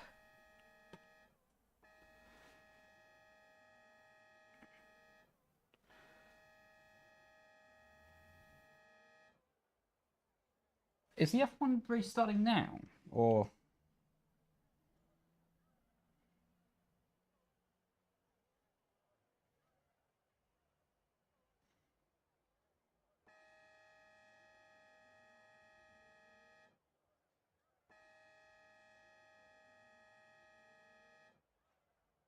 5:30, okay. 3:30, I mean. Sick, we have time. Oh, no, we're not, mate. No, we're not. Actually, yes. We are. If you can take out the guy who's P2 and then swiftly retire from the race and let me win, please, that'd be really nice, because we are actually going to miss the race. It would just be much nicer if I'm the only person who misses the race. You know what I mean? Do you know how much fuel we need to take, though, bud? 17. Oh my god, my mouse isn't working, please. I'll just take 19 to be sure. You're first? I'm just going to take 19 then, mate.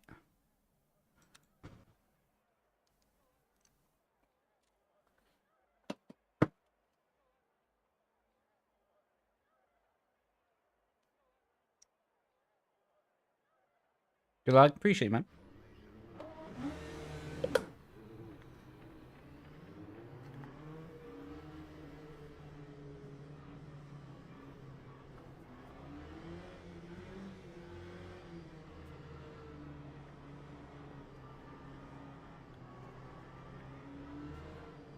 I am quite tempted to just take him out. Like, Richie up ahead. Like I say, I know him from F1. I'm just so tempted to just straight line him right now. I need to be careful not to get a penalty, though. From, like, accelerating and braking.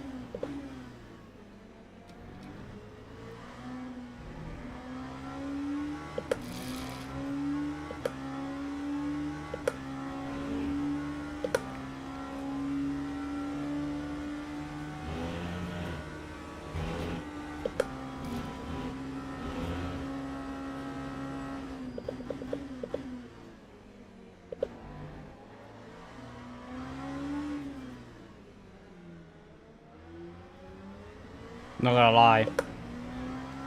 This would probably be a race of defense.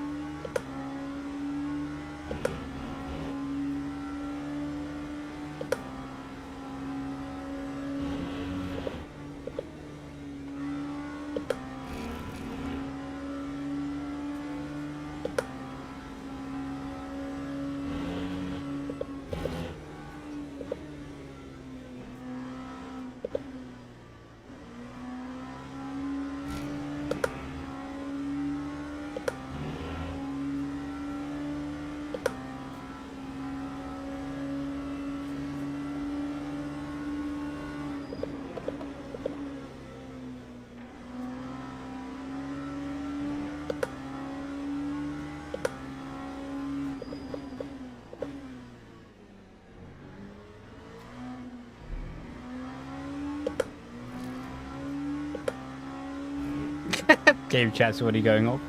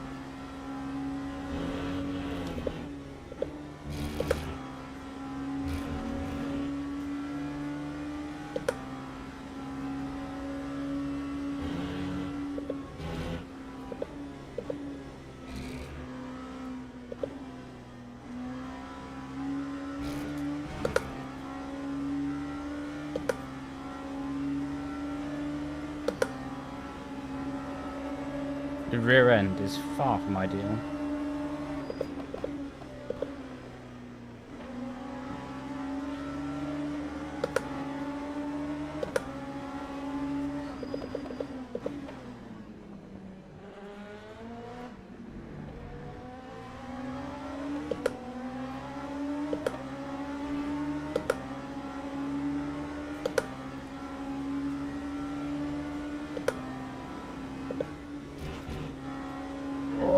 Oh, he's done me there. Fair play, lad.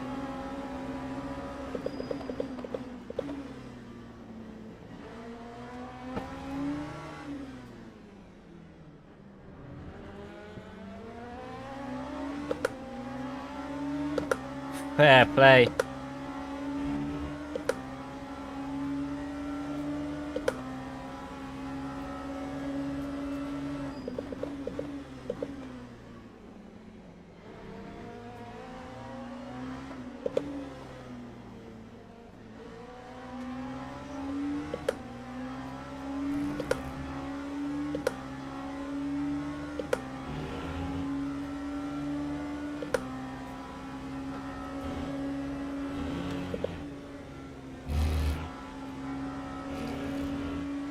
Now, the only acceptable response to being mugged off like that is to straight line him.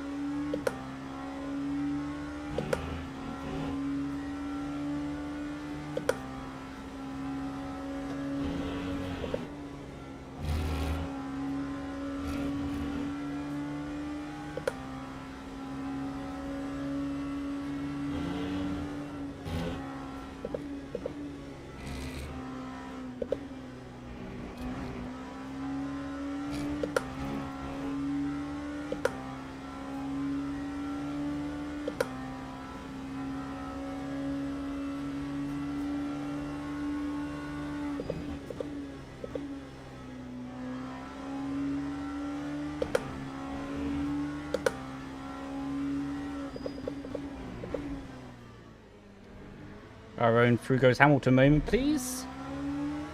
I couldn't quite get the run.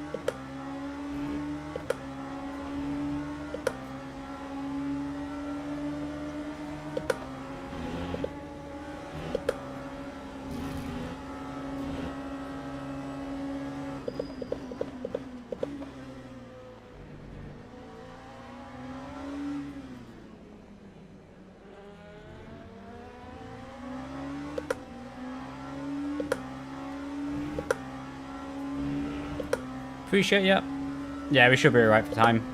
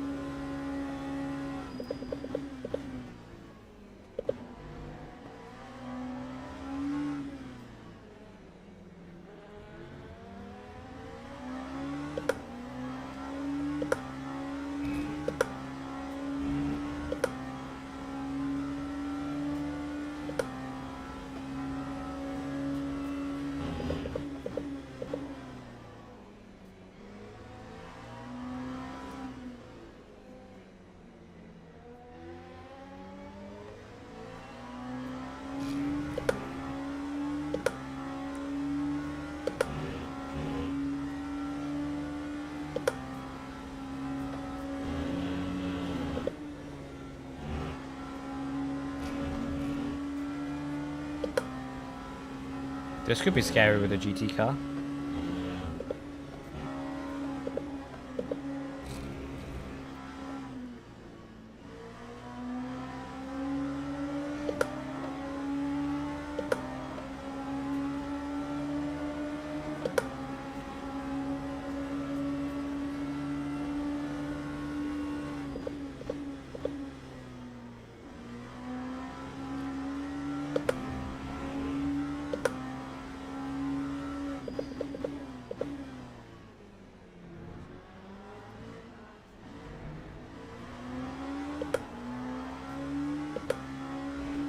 There's a guy in game chat spamming "good job."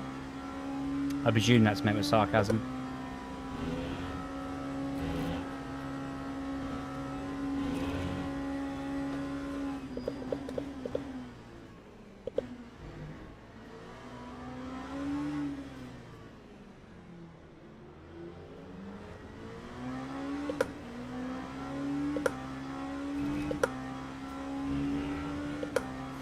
There's a lot of GT cars here. I'm not gonna lie. I am kind of tempted to see how atrociously I can send it on one of them.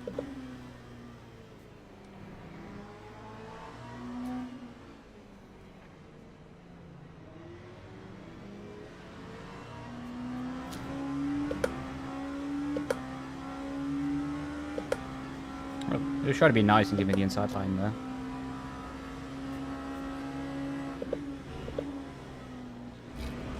Oh! That's not ideal.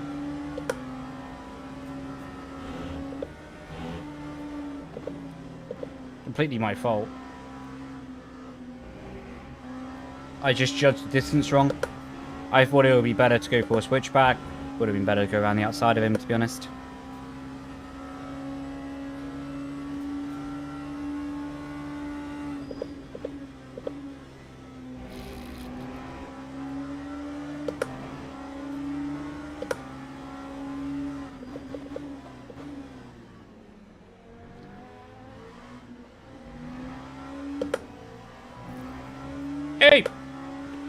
No track limits. Give him a 10-year penalty. Thank you.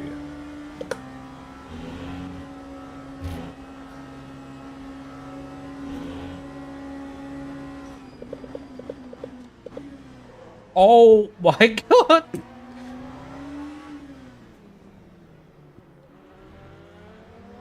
I mean, Porsche didn't do anything wrong there. In fact, he just judged it very nicely, which is a bit surprising.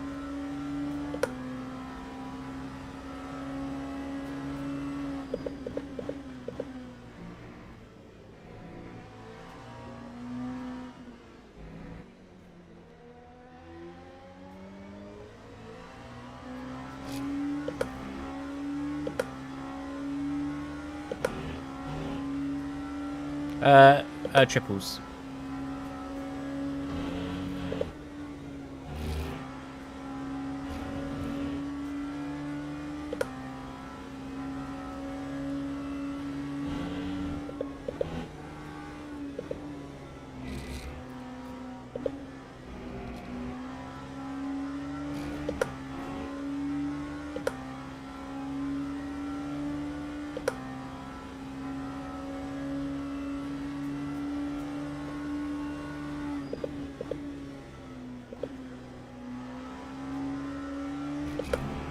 Yeah, wasn't ideal, was it?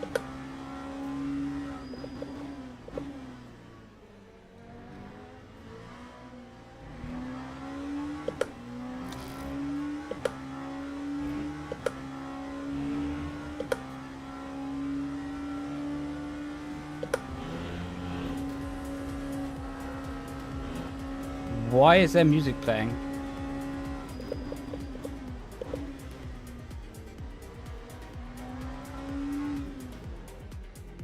What?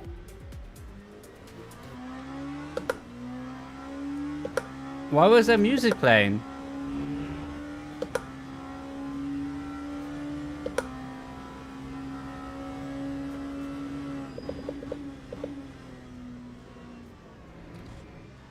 Did anyone else hear that?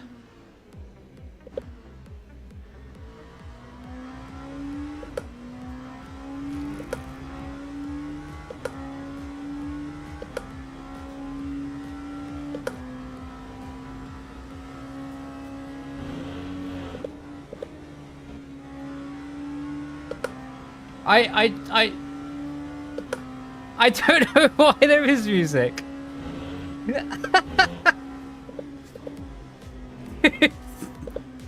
I don't have any... No, I closed that.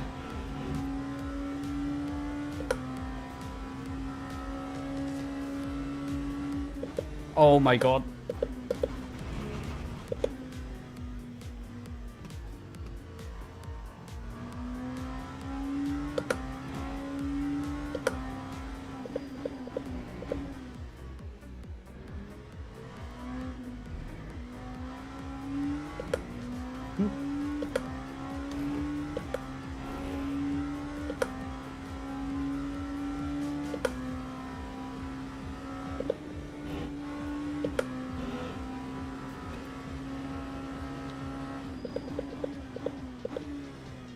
Mate, unlucky. It was a really good race, though. Guys, get the music. Shut up. Right, I'm gonna have to delete chats. I'm sorry, but where's my mouse? Bro, where's my mouse? Bro, where? Why is there nightclub music?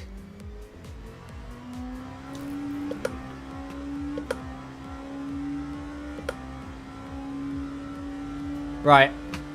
I have to get rid of chats because I don't know what... I literally have no idea what tab this is coming from.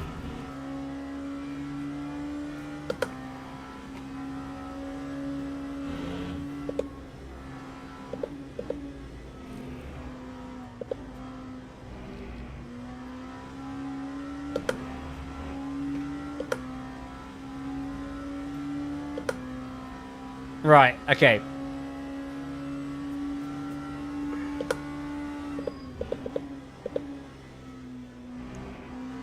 Right, okay, I can't see any chats, by the way. I've had just to get rid of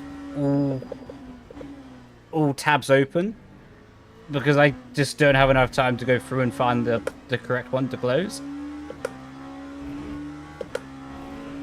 I just can't believe they started playing nightclub music.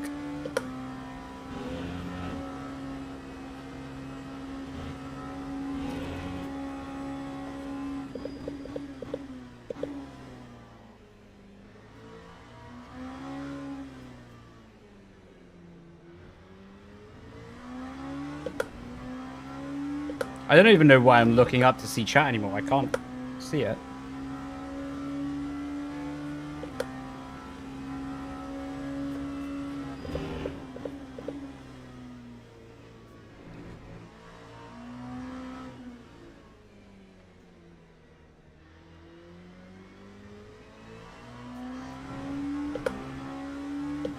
But this is peaceful.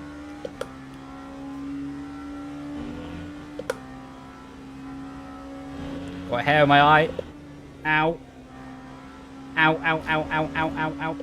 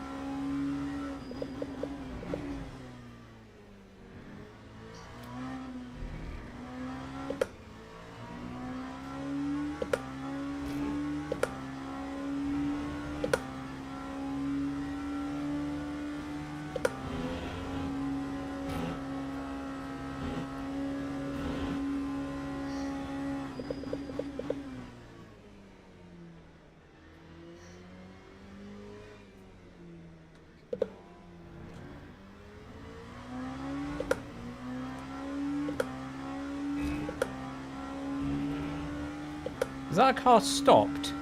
It was.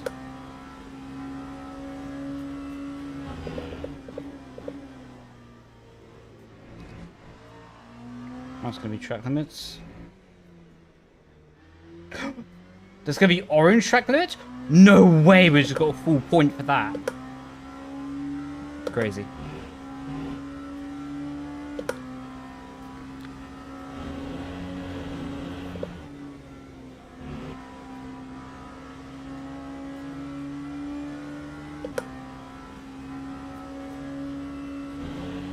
Send it.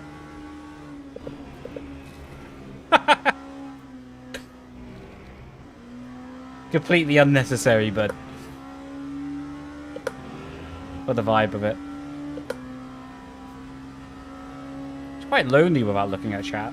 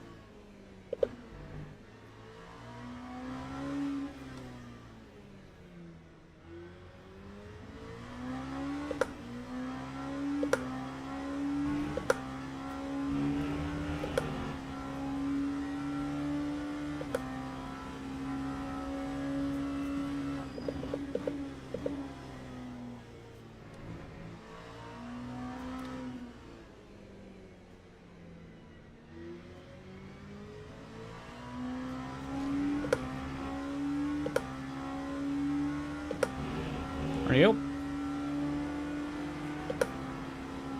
Oh, we used the P1 and P2. I'll try not to get involved in the battle. I'm going to stay behind this guy for the corner. I don't want to take a risk with his race, you know. He's leading and that would just be not very fun for him.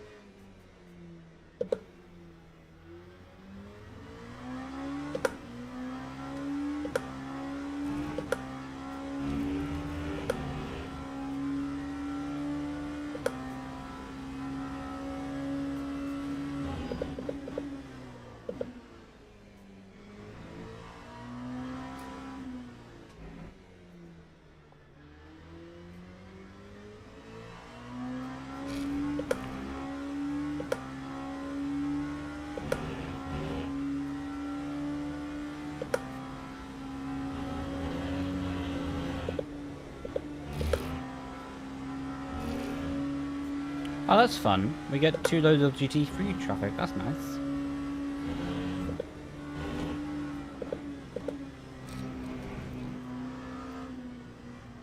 Oh, no, no, no. I'm gonna get...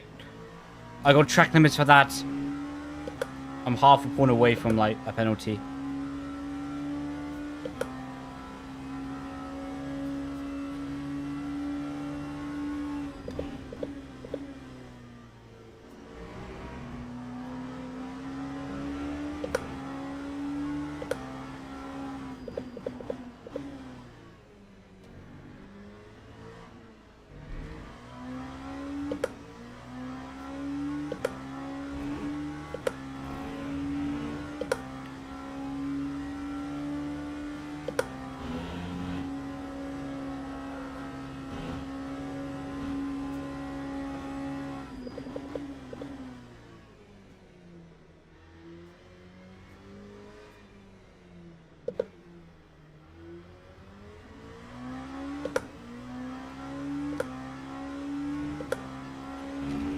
Well, this is rather boring.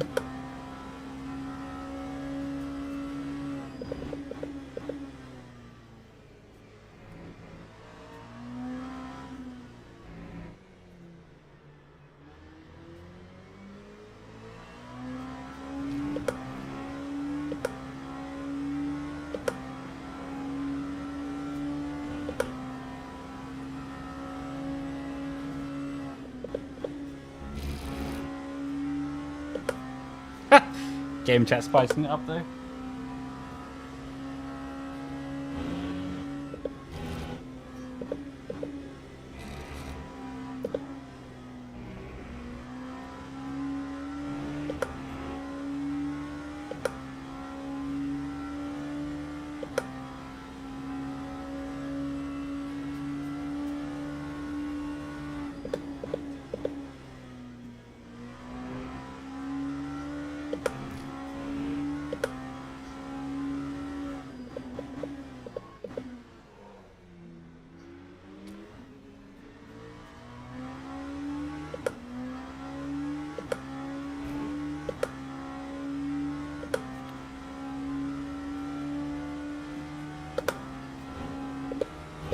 Let me just check the racing starting.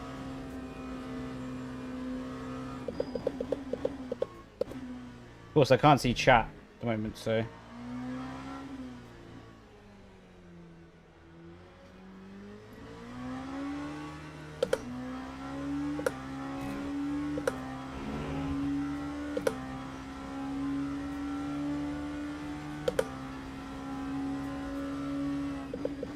Oh, no, we're still talking. Good.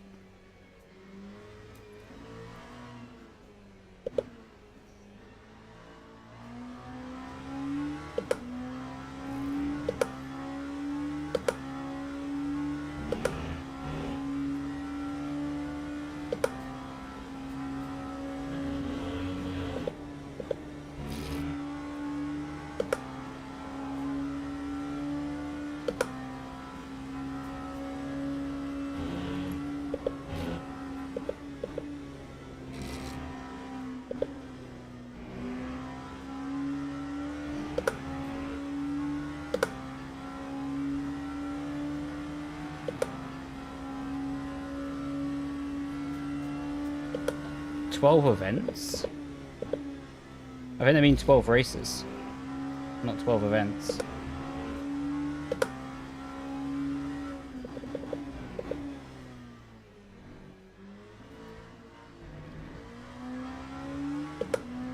Right, one more lap after this.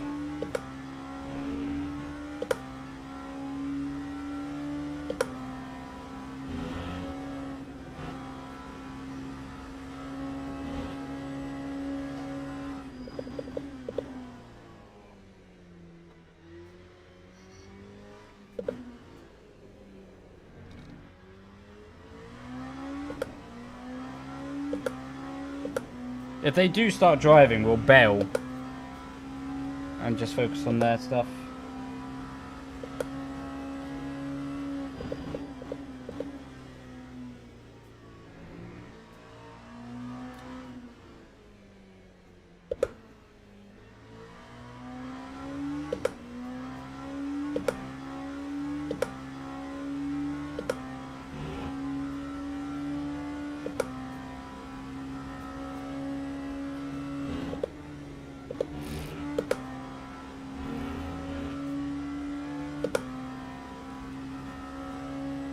Oh, they're still in pre-race warm-up, they are. So I can see them driving. Okay, cool. We should have enough time.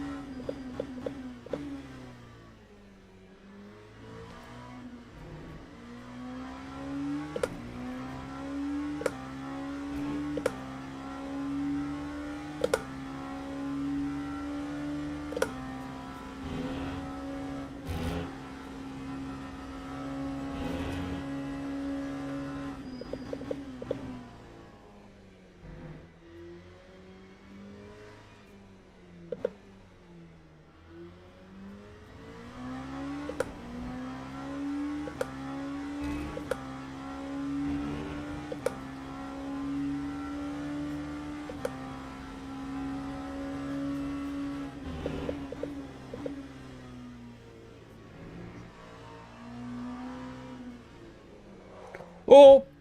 Almost crashed in the final corner.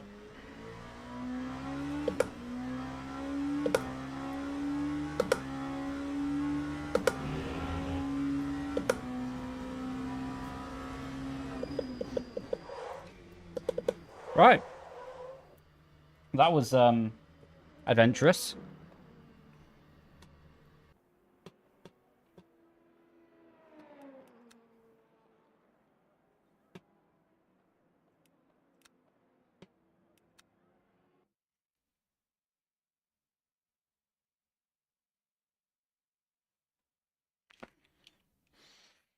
Whoa.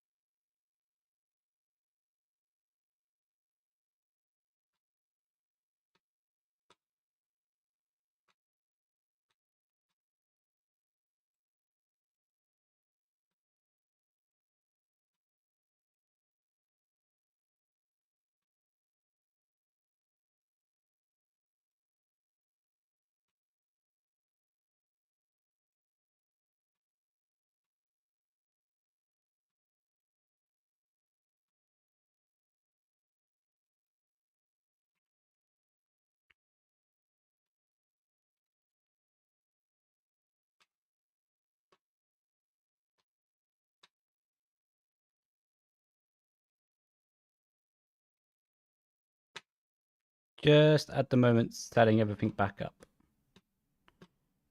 My mouse is not the greatest, so it takes a little bit of time to navigate stuff.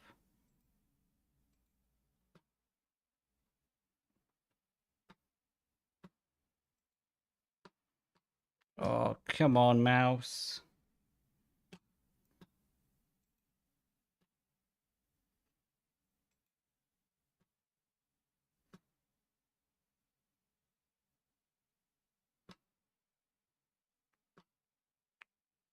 Sweet.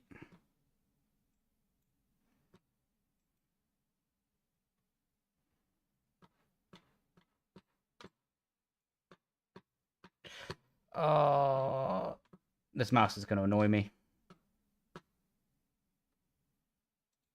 There we go.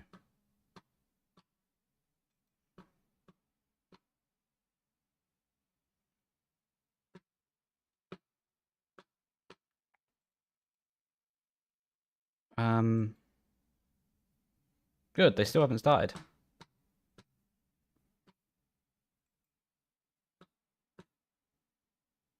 I'm doing good, thank you, bro. Hope you're doing good as well.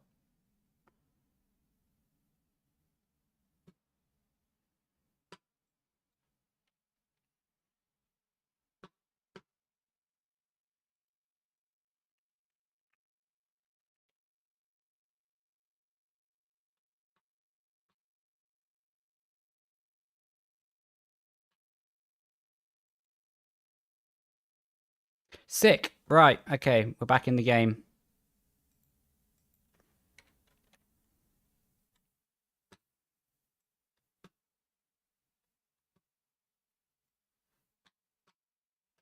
Oh my god.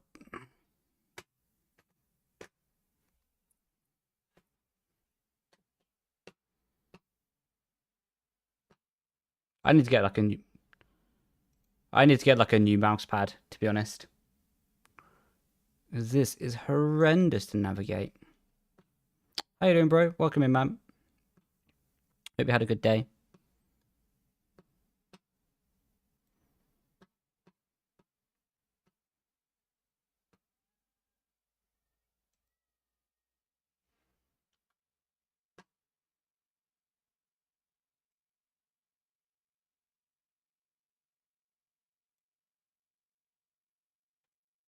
Sick. Right.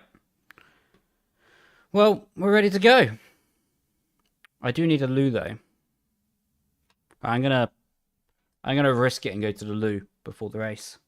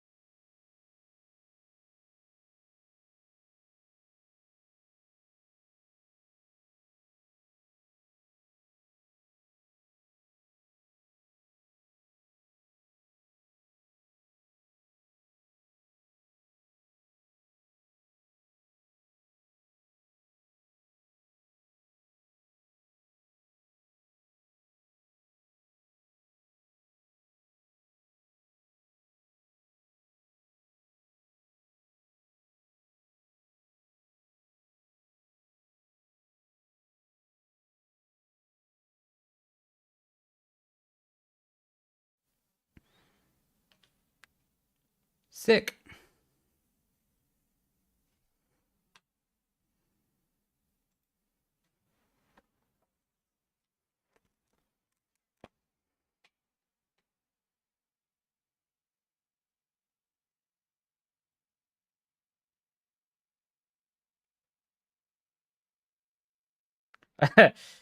Someone just said Otis should be banned.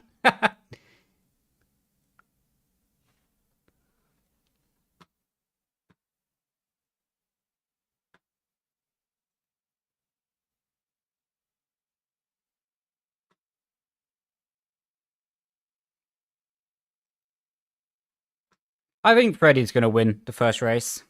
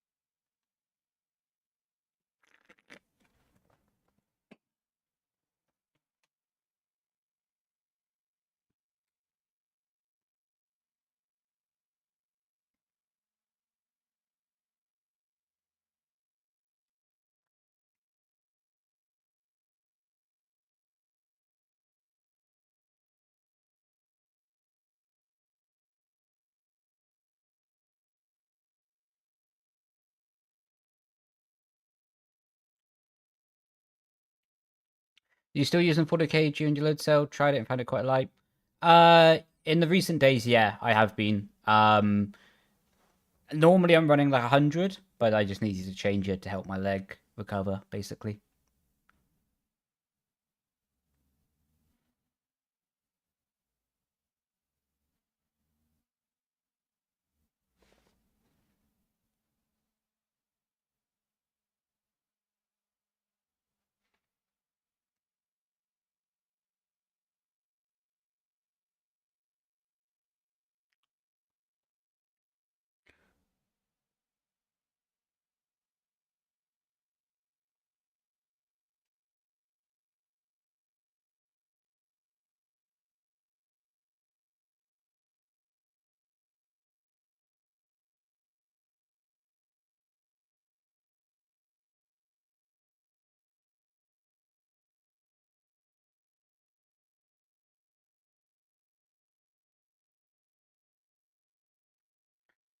Yeah, it should be interesting.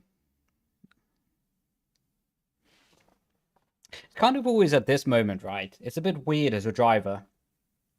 Because you basically done all you can ever do.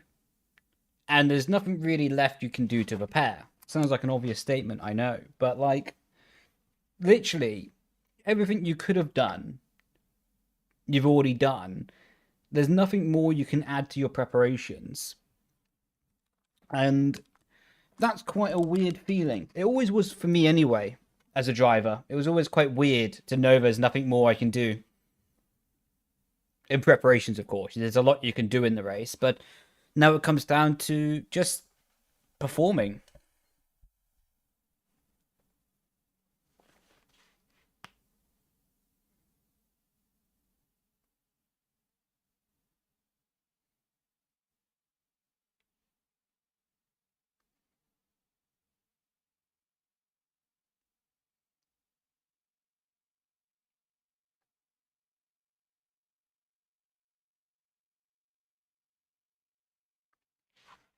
F1 Esports. Seeing who can handle the pressure. In what sense? Cheers, bro. Yeah, it'll be right. So at the moment, one of the McLarens seem to have a problem. It looks like Alfie, because they're working on his rig at the moment. But seems like they're getting going anyway.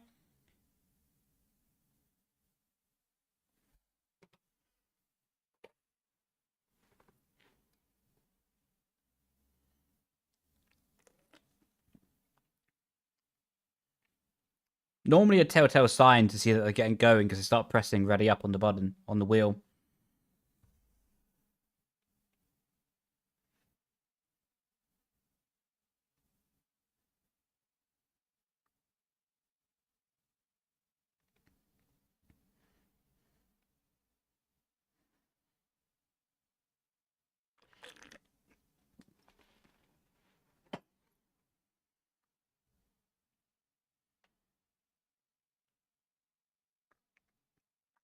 Or seeing amongst the drive when they need to.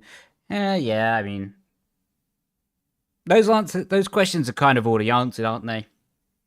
Like, because it's only new drivers that you have to sort of ask that question to. For existing drivers, that question doesn't really exist anymore, because otherwise they wouldn't be existing. You know what I mean?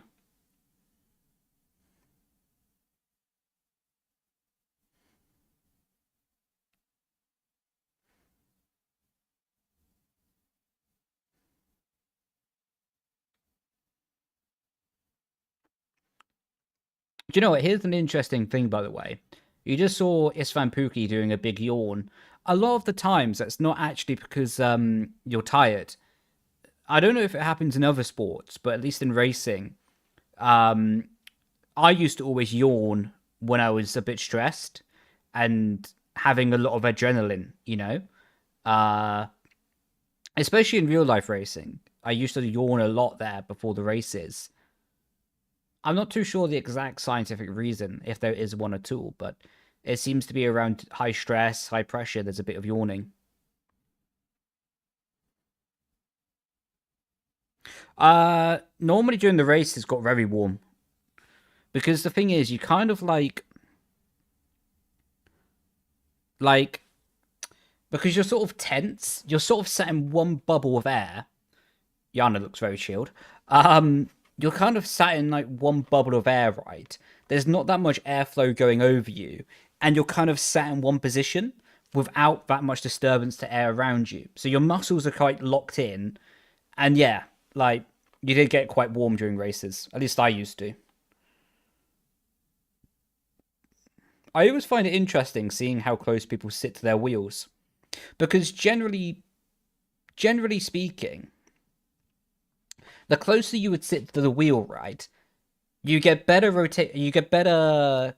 I need to mute them for a second. You get better control over the first little bit because you sit there with a bit better. It's hard to actually describe what's happening with the muscles, but this is how I used to always feel about it anyway. But when you sit back, you get better control from 90 degrees onwards. So the closer you are to the wheel, the better you control from 0 to 90 degrees. But then when you're a bit further back, you get better control from 90 degrees onwards. Of course, there's some people that may change. It's not a scientific rule, but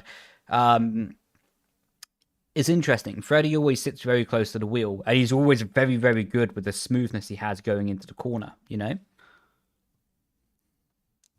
Bright lights can make you yawn as well. Oh, didn't know that. Oh, really? Oh, that's an interesting fact, Ethan. I'm guessing like Google or something said that.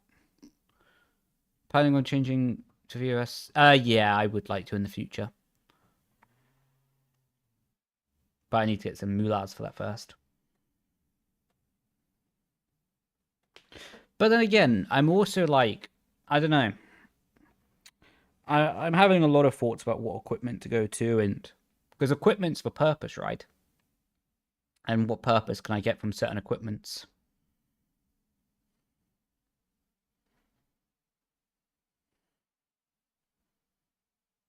Right, here we go, the actual starting grid. I won't read it out because you guys can see it anyway.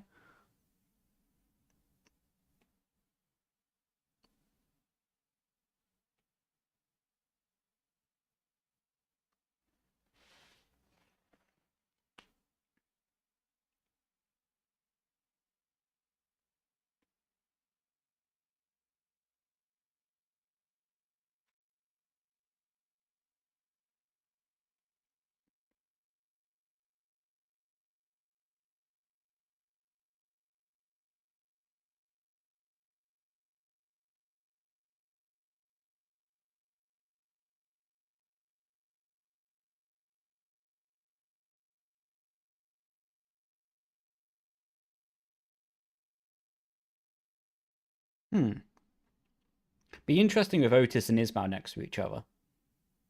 They're probably quite likely to work together during the race. Of course, not officially, but they'll probably go with a what helps you helps me mentality.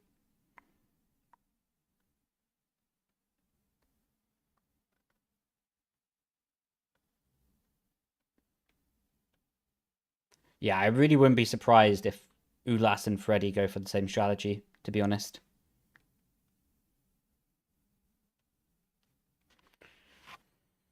Right, let's get a show on the road. Should be a dry race.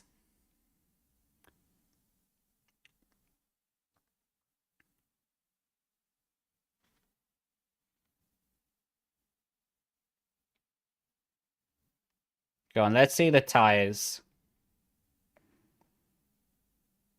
Ooh, Alfie's already up the inside of Nico.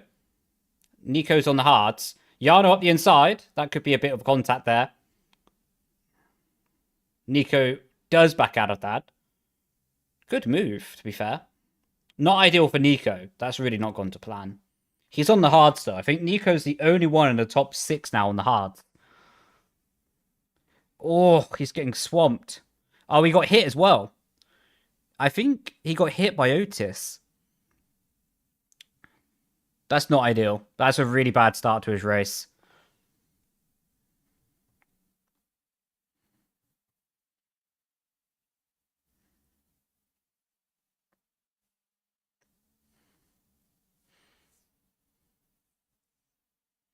Oh, Jake off in the background. Okay, so we have Otis on the hards, Nico on the hards. So that's a big talking point actually. That Otis started in 8th, I think it was, and is already gaining. Oh no, he started in 7th. He already gained a place and is now the lead hard runner. Like, that's a really interesting situation, right? Also shows just how, I'm not going to say bad because I don't want to say bad. I don't want to be disrespectful to Nico, but how unfortunate, let's say, Nico's start was to be clearly the lead hard runner that in the space of a few corners is now in amongst the other hard runners, you know? So that's really not gone to plan. They're still not showing the tires. I wish they would show the tires or the drivers. It's such an important factor to what's going on to make context. Because without context, you wouldn't really understand Nico's start. Like, down the inside. Oh, Tom Manley into the side of Duncan. That was a big send. That'll be a penalty, that will be. If they choose to report it, of course. Tom up 4 places, though.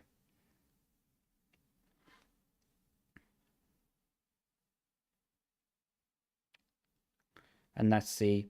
Okay, now Nico's starting to be all over the back of Fassi. Fassi's got a difficult job to do here. Because no matter what he does, he's kind of in a losing battle. What I mean by that is because he's on the medium compound tires. Even if he attacks super hard to Otis, Otis will have better tires in like 4 laps anyway. So there isn't really much point for Fassi to start attacking Otis. There we go. Confirmation. Otis is the lead hard runner. So his race is back on track. Of course, early days, but... Now, I reckon Otis can get a podium from there. Of course, it won't be easy. And this is what I talked about earlier, right? That Ulas and Freddy will just hold like 5 to 7 tenths gap. Freddy will save tires. Ulas will save tires. Because of dirty air in the middle sector, Alfie will kind of not really be able to do anything. And it will just be smooth sailing. Eventually, what may happen is if Alfie gets impatient, he may try to get past Ulas. But to be honest, it's the worst thing he can try to do right now. Because as soon as he battles with Ulas, Jarno will go straight through. And of course, then at that point, oh my god, chat is spamming 6-7. Yeah. Jesus Christ. And yeah, that's the worst case scenario for anyone else, because then it's like a Red Bull strategy 1, 2, 3. And at that point, it's really hard for anyone else to get in the middle of that.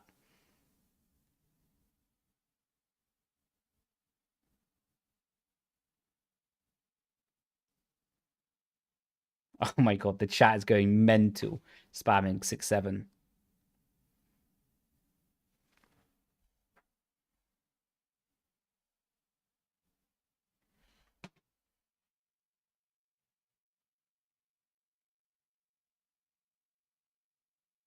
Right, catch you later, dude. Have a good time at work, man.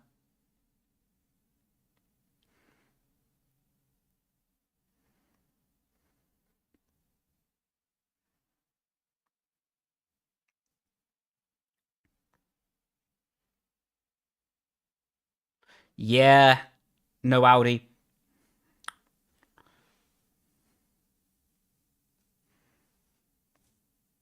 I wonder what that is next to Jarno. There's like this controller thing. Don't know what that is.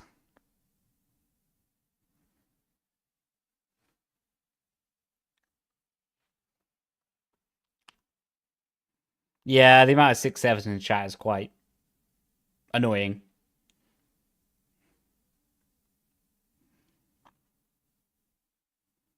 Otis is doing a good job of time management there. He's driving very smartly through the middle sector.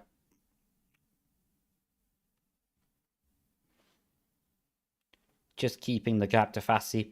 I think Otis knows Fassi won't bother really attacking. Only if it's obvious. Only if it's easy. So he's just managing the tires. Yeah. Ulas, 8 temps into the straight. Just chilling. Jarno is pretty close to Alfie, though. Like, that's a bit of pressure. Otis is just managing the gap. Lovely job, Leigh. Nice easy on the brake. Jarno is really starting to apply pressure to Alfie, though.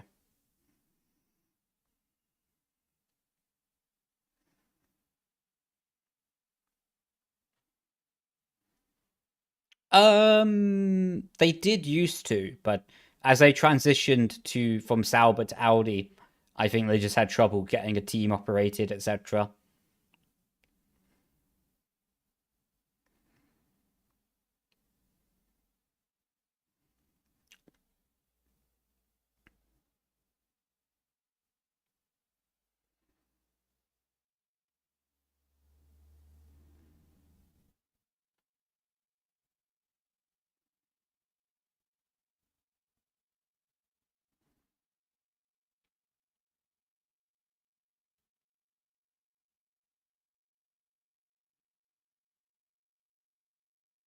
Yeah, it's a DRS train at the moment. It will start to open up. Ismail's tires are starting to go off, so Nico will probably make the move on this lap, I reckon.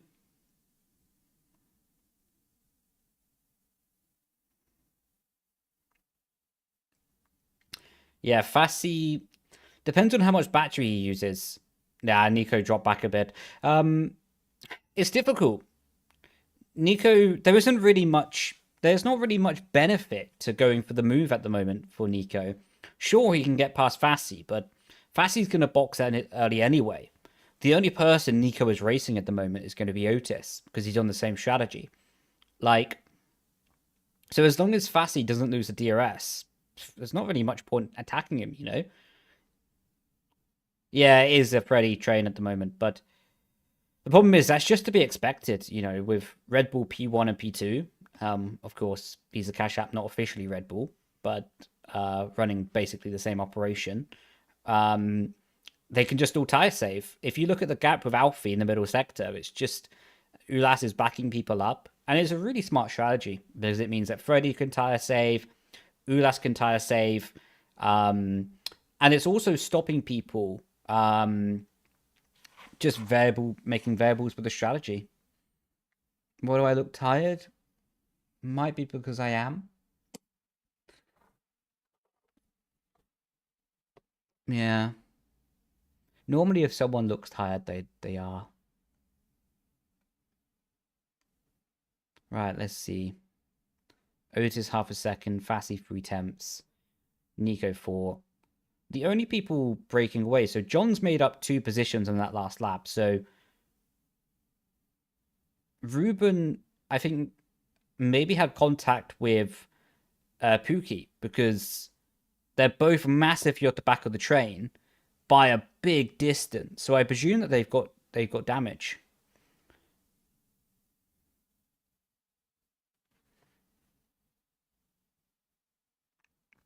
Yeah, Thomas is in a bit of a tricky situation at the moment because he's in amongst it. He's like quite deep in the hard tire pack, so it makes a situation that, you know, he's not really that open with his strategy. He's kind of damned if he goes for the undercut because he'll have no tires at the end, and damned if he goes for an overcut because he'll get overtaken by so many people. You know, actually, in this situation, if you're sat roughly where Julian Klaffenborg is, actually, it's quite a nice situation if you're on the hard compound tire because you know that you can just go super long, and at worst, you lose 1 position. You know, but for where Thomas is, where you're sat in the middle of that strategy, that train of the strategy, I should say, it's really hard to be decisive. You know.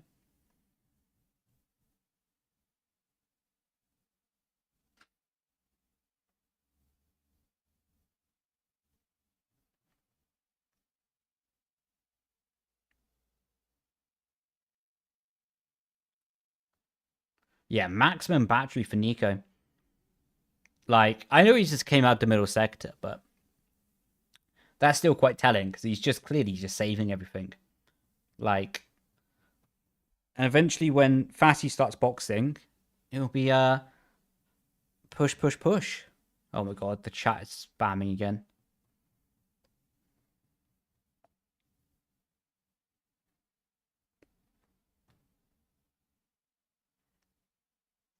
Okay, we have people boxing.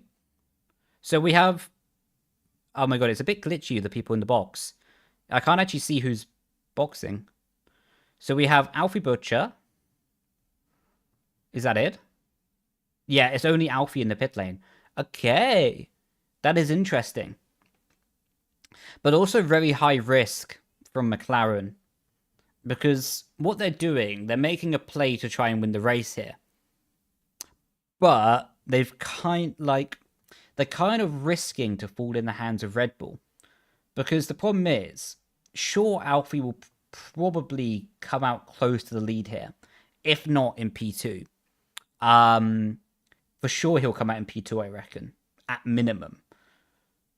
But the problem is, with the Red Bulls being P1, P2, P3, he risks just getting hang out to dry in a battle, you know? No, for sure, 1 stop. For sure, it'll be a one-stop. Jarno's almost out of DRS. But that shows because Freddie and Ulas had tire saving all stint. Jarno was a bit more on the back of Alfie, so maybe has slightly worse tires, you know. Or at least the tires will be hotter. So for this one lap dash, it's a bit harder. And if he's not careful, he may... Now, he'll keep the DRS over the start-finish line. But let's see. Let's see if Freddie and Ulas box. This will be interesting. They've zoomed out the camera of Ulas. Neither of them box. None of the Red Bulls boxes. Actually, none of the top cars box. So again, it's going to be literally only Alfie circulating around. What means for sure he's going to be in the lead after these laps. But with a huge tyre disadvantage. Yeah, I don't want to call it too early, but...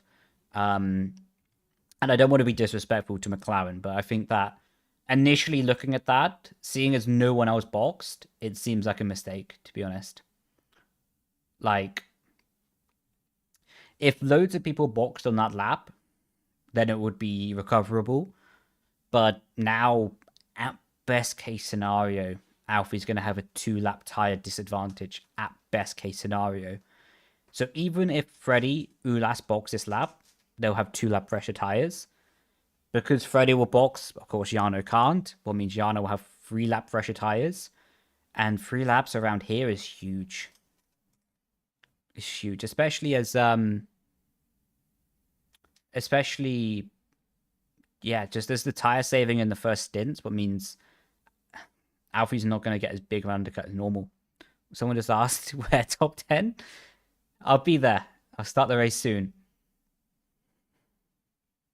By the way, this train is going so slowly that Ruben and Pookie were able to catch up to the back of it after being multiple seconds away.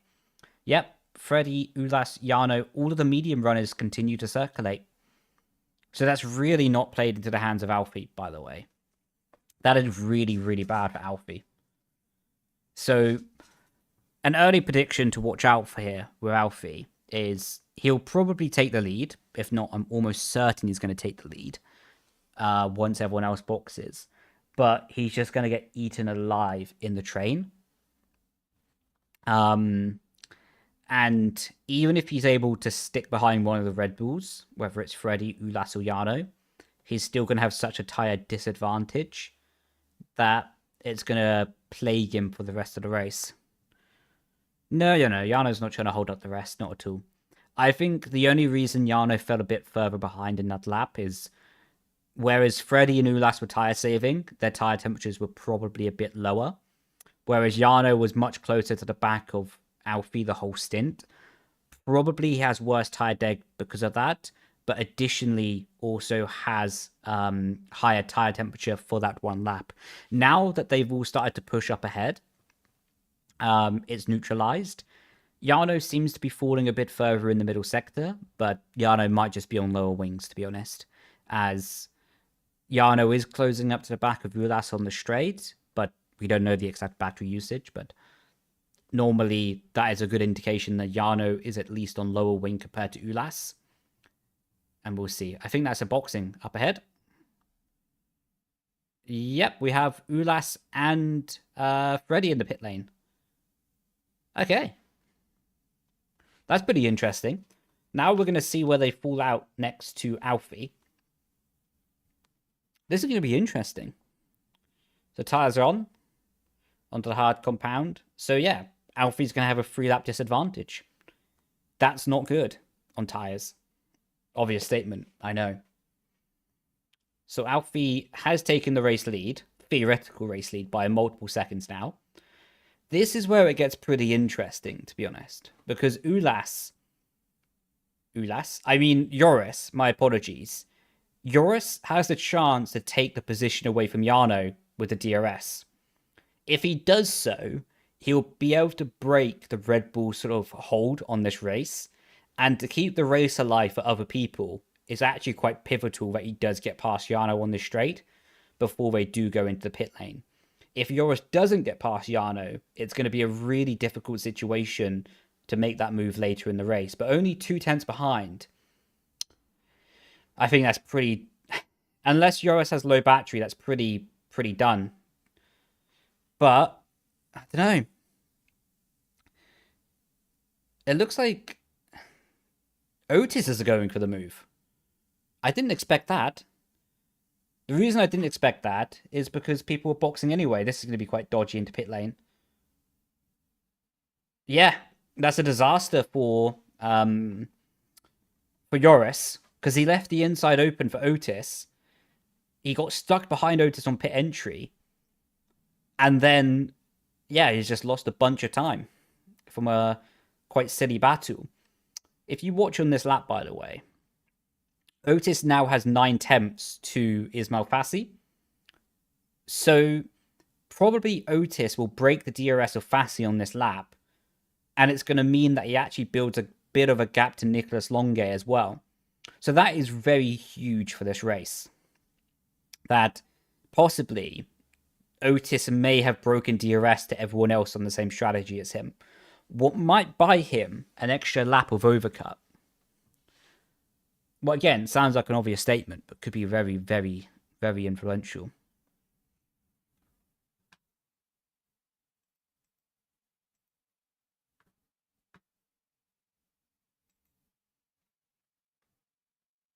Just saw someone say lower taper fade in chat.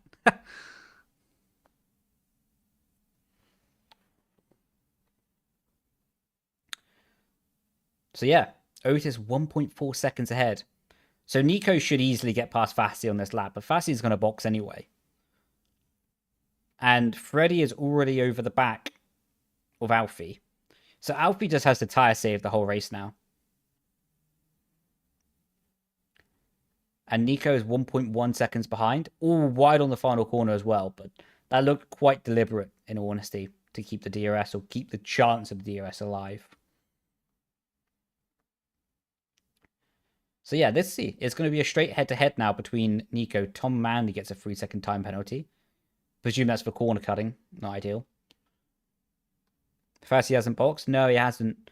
I mean, it makes sense, to be honest. Problem is this 3-second time penalty was blocking the to see who did fastest lap. It was Ulas in the end.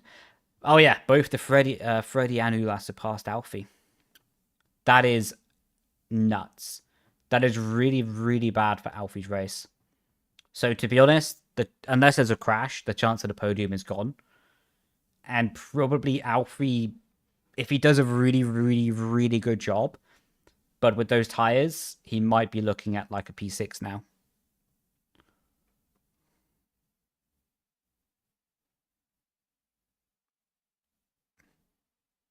Did they spell Duncan's name wrong? I don't think so. Hoof. I don't know. I don't know how you spell the second name of Duncan. I don't know if that is correct. If they didn't get it right, though, that's quite funny. On the overlay thing. Oh, I see. Yeah, Ulas's name looks really strange with their text overlay. Yo, Michael, thanks so much for the Twitch Prime for 5 months in a row. What a lad. Thank you, man.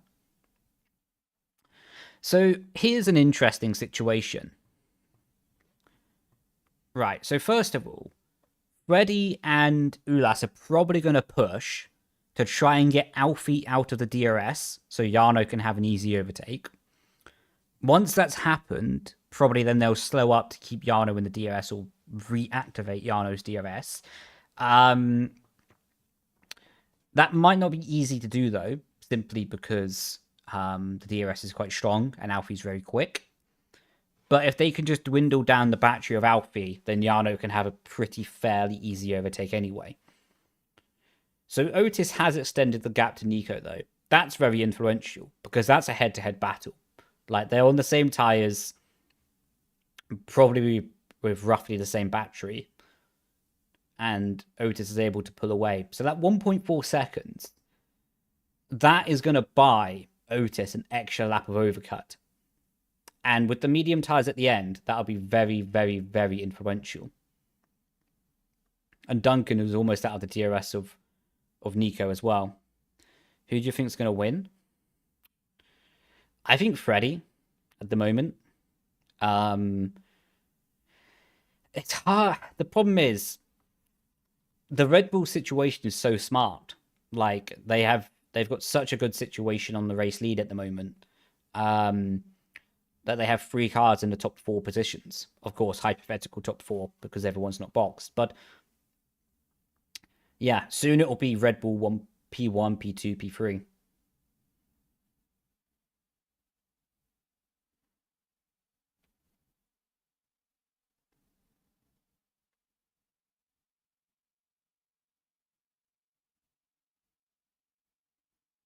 Pit lane cam. Oh yeah.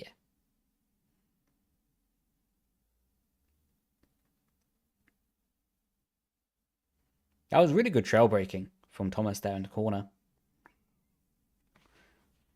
But again, let's see. Because they win, what was it, about 8 laps, 10 laps on the mediums in the first stint. So probably these hard runners need to go another few laps. By the way, Nico is really falling away from Otis in the middle sector. That might be an indication that Otis is on slightly higher wings. Because I did see the gap come down on the previous lap on the back straight to Nico and Otis. So Otis might be on higher wings. Oh my god, the chat is literally spamming 6-7. That is quite annoying.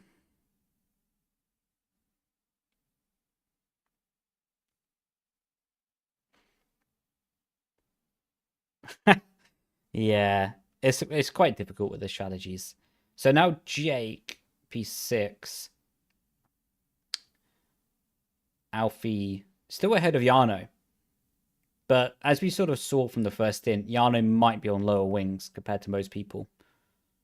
Okay, they say that Duncan is boxing this lap from his in-game engineer.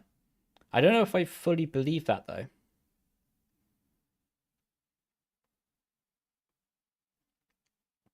Yeah, I don't know if I fully believe that. Otis is flying, by the way. Like, he's pulled out another few tenths. With a good middle sector here, he might even end up 2 seconds ahead of Nico. An obvious statement, I know, but that's very influential. Yeah, honestly, if I make a prediction at the moment, I would say Freddie, Ulas, Jarno, Otis as the finishing positions for the top 4. Someone in chat just said, imagine being bold. Jesus Christ.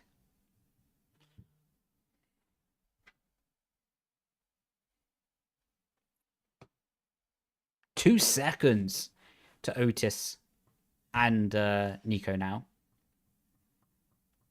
Interesting that Otis isn't taking the rain gutter line. I also thought that Duncan was going to send it there. Duncan's had a really good lap. Right, let's see. Nico might box here. His tires are done. He does. Front 2 box. Otis does box as well. Right, this is race on now. They're going to be a long way behind the leaders with a lot to do. But let's see. This is where it gets good. This is where the race should get good. I don't want to jinx it and have it be boring. Thomas stays out. Danny, Ruben, Pookie. Pookie might actually end up blocking Freddie Rasmussen here. Same as Ruben.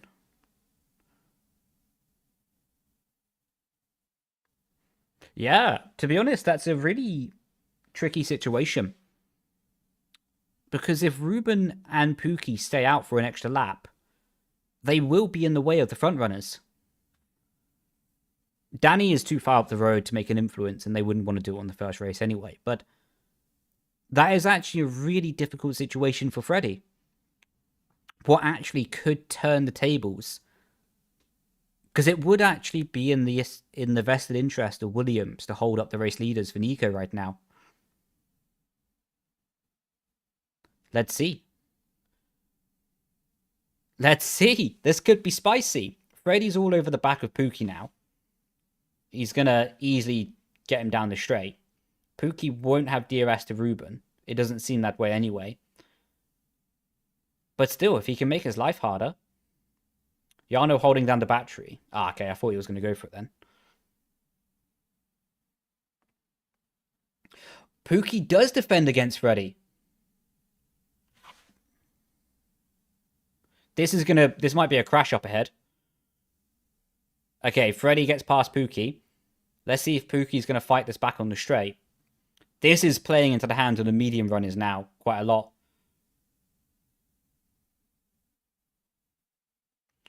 Yep, Ulas got the job done now. Pookie's going to fight it. Nah, he won't leave his nose in there. But still, Ruben is there. Ruben will end up helping Duncan in this situation. Oh, that was a bit of contact. That could have been a broken front wing. Good move from Freddy.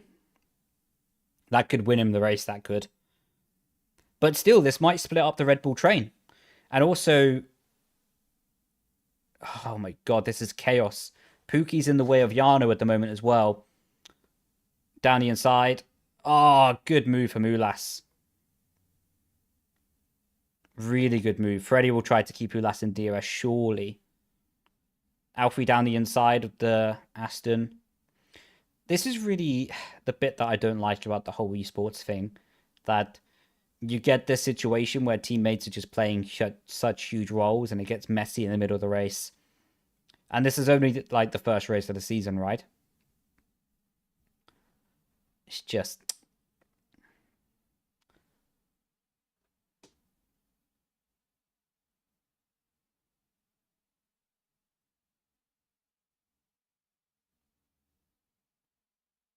Thomas got it stopped. No speeding pit lane penalty. Good.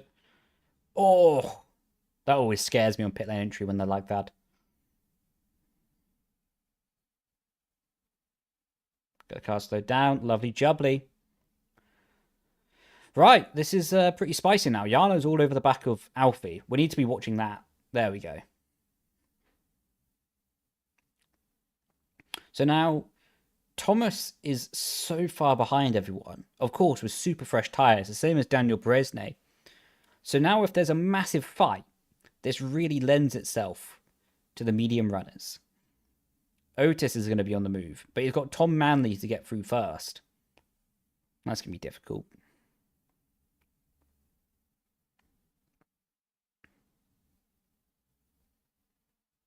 Bit of a snap in the middle there. Yeah, Yano's really pushing the car. Obvious. I know it's such an obvious statement. They're in a race, but he definitely seems to be on lower wing compared to other people. What is that? Pookie's really slowing down people in the corner there. Good move from Otis there. Let's see if Otis can get past the rest of the cars here. Depends a lot on battery. I think he's on higher wing as well. Going to be 3 wide in the braking zone. Yeah, there we go. Yeah, I know that Pookie has the damage. So now he should be able to clear. But Otis has no battery, I think. Yeah, you can see his flashing light down the straight. He's very low on battery. Isfan let Otis go into turn 1 there. That was pretty clear. Smart from Isfan. Right, this is going to be tricky. He has 4 seconds to make up to Freddy. Yeah, it's in 8 laps, 4 seconds is going to be really, really difficult. It's his only hope. The only hope of, or the main hope for Otis now, is that Yano and Alfie fight, and Freddy will slow down the train to keep Yano in DRS once he probably gets past Alfie. But I have to say, Alfie's doing a sensational race. With those tyres being so much older to be hanging onto the podium, I might have to eat my own words, you know? Is he? Nah, he's just about in DRS. Oh my god, Yoris is on the full battery. Nothing you can do there, probably. He's keeping it held for a long time. Otis, 1.5 seconds. He's closed that gap considerably. Losing a lot down the straight, though, as to be expected.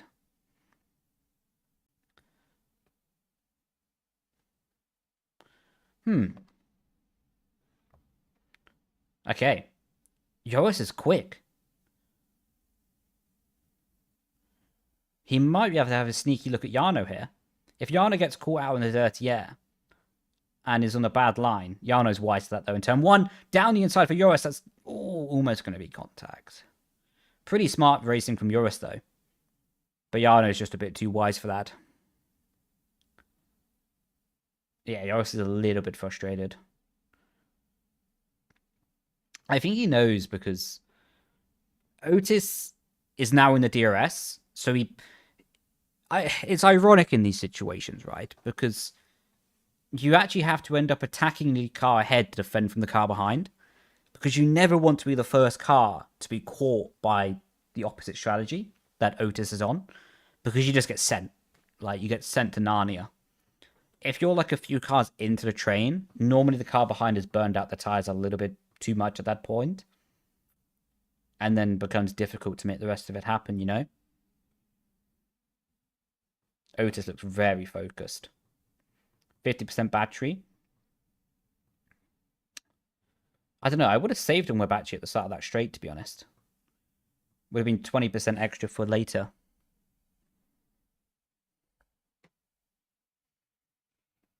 Good track usage on entry, though. Using up all the curb.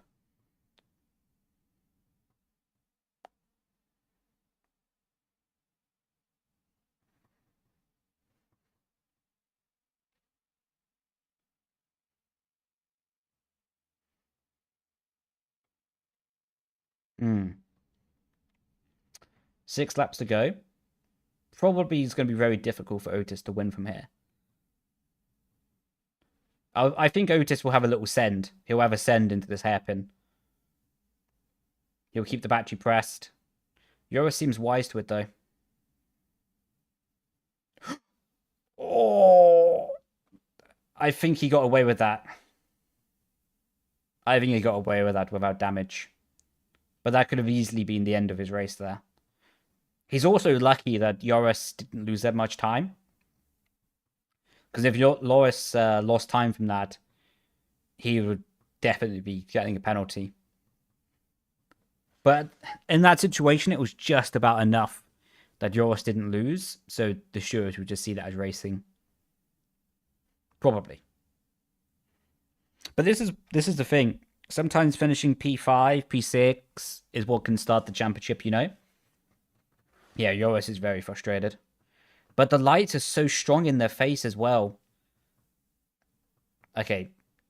This is a high pressure situation. Otis... Nah, he doesn't actually send it. I thought he would send it. Alfie's still doing a really good job. How you doing, Leigh? Hope you had a good day, bro.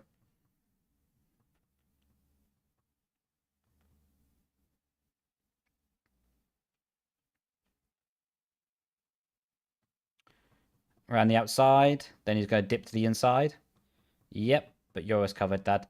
Yeah, Otis just doesn't have enough battery anymore. He's probably got like a lap and a bit before his tires are too bad. And then won't have the chance. Really close here, though. Joris's car is lagging around a little bit. That's not acceptable at LAN. Joris will shove him wide. Oh, he still kept the car in. What a move. Fair play.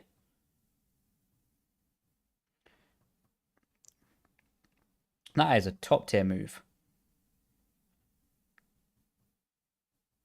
Yeah, I don't understand how cars are lagging at LAN, though. Like, that is quite bad, in honesty. Of course, I understand they're at, like, a big arena, right? But that's tough. Now, the thing is for Joris, he has to cap the backwards momentum. He can't leave himself vulnerable to Fassi. And it's going to be now pretty spicy between Otis and Jarno. Because you would assume that these two will try to go for the championship, right? So P5 and P4 is quite influential.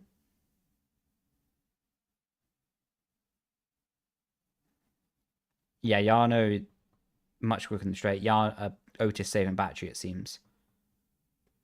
This is gonna be good. Lovely. Glad to hear that you're doing good. Yeah, I'm doing good as well, thank you. Man, the chat is so bad in their stream. Not true, Lan. To a very extent. Yeah. It might be.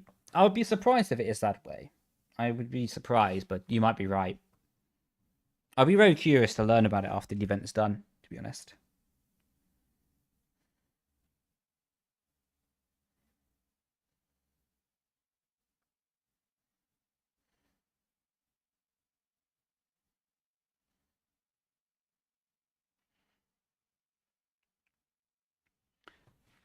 Nico's had a tricky race, hasn't he? Why did Nico start like P3? And he's running down to P9. Oh, that's contact between Otis.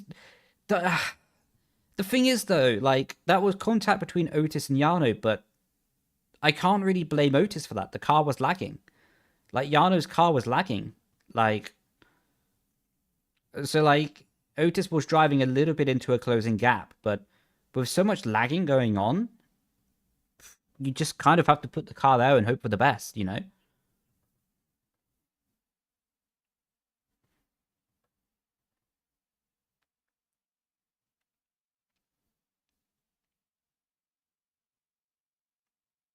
It's so strange that they're having this issue. Of course, they wouldn't have been able to test it before, you know? No, it's not tire hooking, Alex. It's really not. I don't think it is anyway.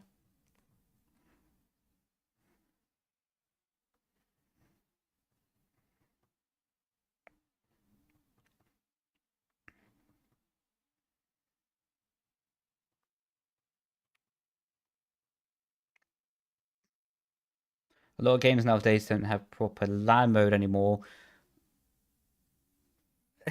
Mario Kart does. What are goats?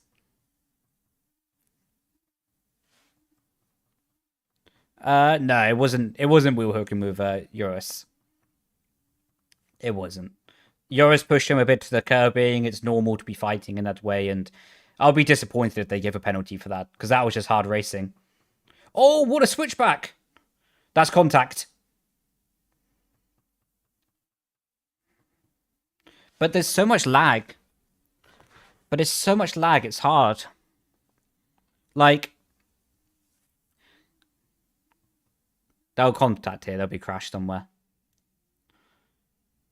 Oh, no. This is the thing. You have to cap it. You have to cap these bad moments, you know?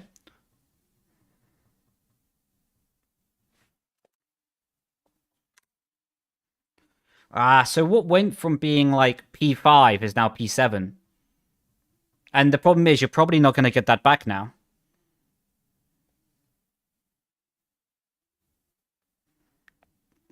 So that's... Yeah. The thing is, I understand Otis's position because I think he has the higher wings, so that was his only chance to get the move done. But sometimes to be in P5 is...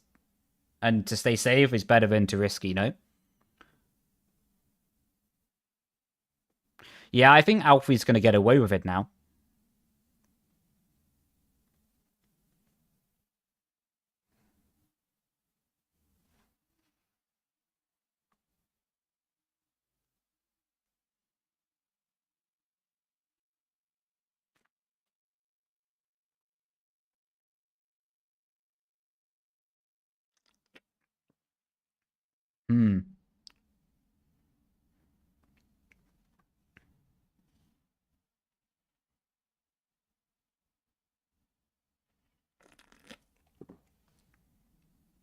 Now the problem is, the tires of Otis are dumb. So, unless there's a bit of drama, he probably won't go crazy. Jarno's going crazy? Really? Nah, Otis wouldn't have had him on the straight.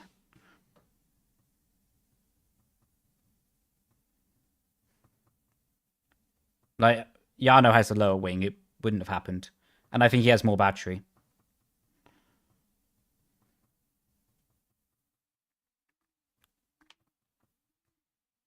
from... I don't recall that. I can't remember that with the Nuggets. Man, there's like a pigeon going crazy outside my door at the moment. I think Keanu might have a final push at this, though. I think he does have a chance.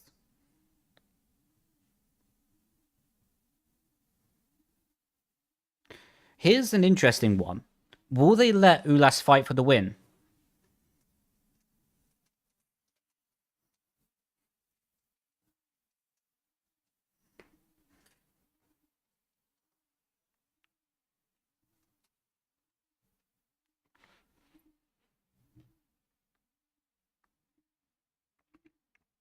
Let's see. Oh, he's gaining a lot. Freddy, oh, they will fight. They will fight. Okay.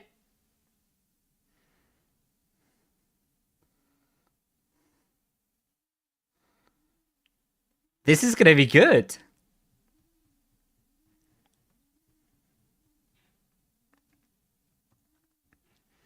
Ulas is using a lot of battery. Oh, he used a lot of battery, but still backed out of it.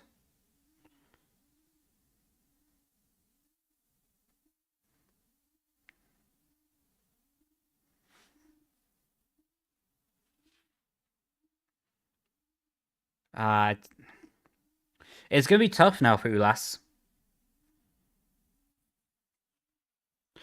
Ooh. A lot of cars concertinaing there in the hairpin.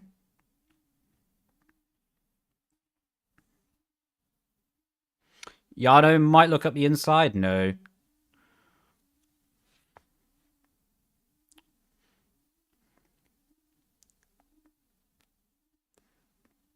$13,000 viewers. Half a second. Yeah, I think it's done between Ulas and Freddy. The gap is just a bit too big. Let's see. Let's see Alfie and Yano. I think it's going to be too little though.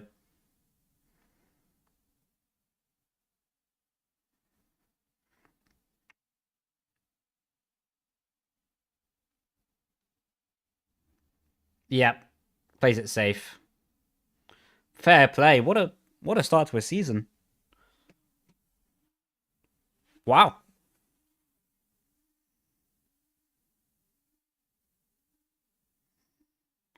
Kind of crazy race, to be honest.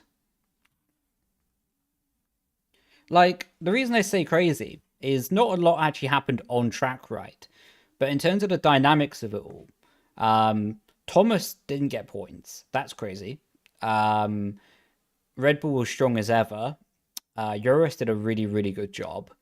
Unfortunate with Otis with the contact, but was his fault for sure. A bit weird with the lag. Like, the lag is really, really strange. And Alfie, to be honest, I would tie with driver of the day, to be honest. Because the way Alfie carried those tires, really, really, really, really, really strong. Like, outrageously strong, the job he did. So really fair play to him. Because I didn't think the strategy was going to work, to be honest, but he somehow made that work. Fair play. Eurostep's quite sad. But I get why. He probably thought he had the chance at the podium, you know. But I kept on like Yo-yo. Yesor? I don't know the right word. Yo-yo, that's it. Yo-yoing up and down away from him. Right, that bird is going crazy outside my balcony. Right, well, those were the first races. Well, first race, I should say. Unfortunately, I can't do this tomorrow because I won't be home. I'll be at Silverstone. So I would love to do this again, but I think for the next events I can. But for this one, I just can't because I was already committed to working with Silverstone. But yeah, what a race. Fair play to Mr. Ulas, I have to say. What a start to a season that was. I think, obvious statement, I know, but fair play to him. Right. You gonna watch World Cup? Nah. not really. Sweet. Well, I need to rush off. So what I'm going to do is find someone to give the raid to. And then I think what I might do is record like a quick video to post. Basically explaining what's happening, right? With this guy's got the live stream of the broadcast up. He's going to get copyrighted. Explain what's happening, right? So, yeah, appreciate everyone watching, and I will catch you lot later. Glad to ragazzi, everyone. Let me just find this raid, and I'll give it to someone. Lovely jubbly. Didn't mean to press that button. Find Twitch. Take care. Appreciate you lot. Glad to ragazzi, everyone. We'll just do Lottie, why not?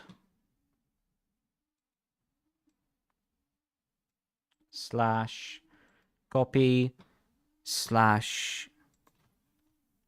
/raid. Cool. So everyone, I'm going to end the YouTube stream first of all, but thank you to everyone, and I will catch you lot laters. I'll try to record a video like explaining what's happening, right, with like the racing lines, etc. Or let's say the exploits is a better way to do it, or better way to say it. And yeah, it was a pleasure. I'll try to do a video rounding up the whole event on like Monday or Tuesday and sort of just give a recap and my overall thoughts about it. Not really like a review, but like to tell in detail what was happening with the strategies, etc., and why people had a strong or bad situation. But yeah, do appreciate everyone. So all I'm going to do is quickly end this so I can get some other stuff done. Wishing you all a good day, a good rest of your weekend as well, and I will catch you a lot later. Glad to ragazzi, everyone. Ciao, ciao. Bye-bye. And we're also going to end and do the raid on Twitch. So thank you, everyone. Ciao. Bye.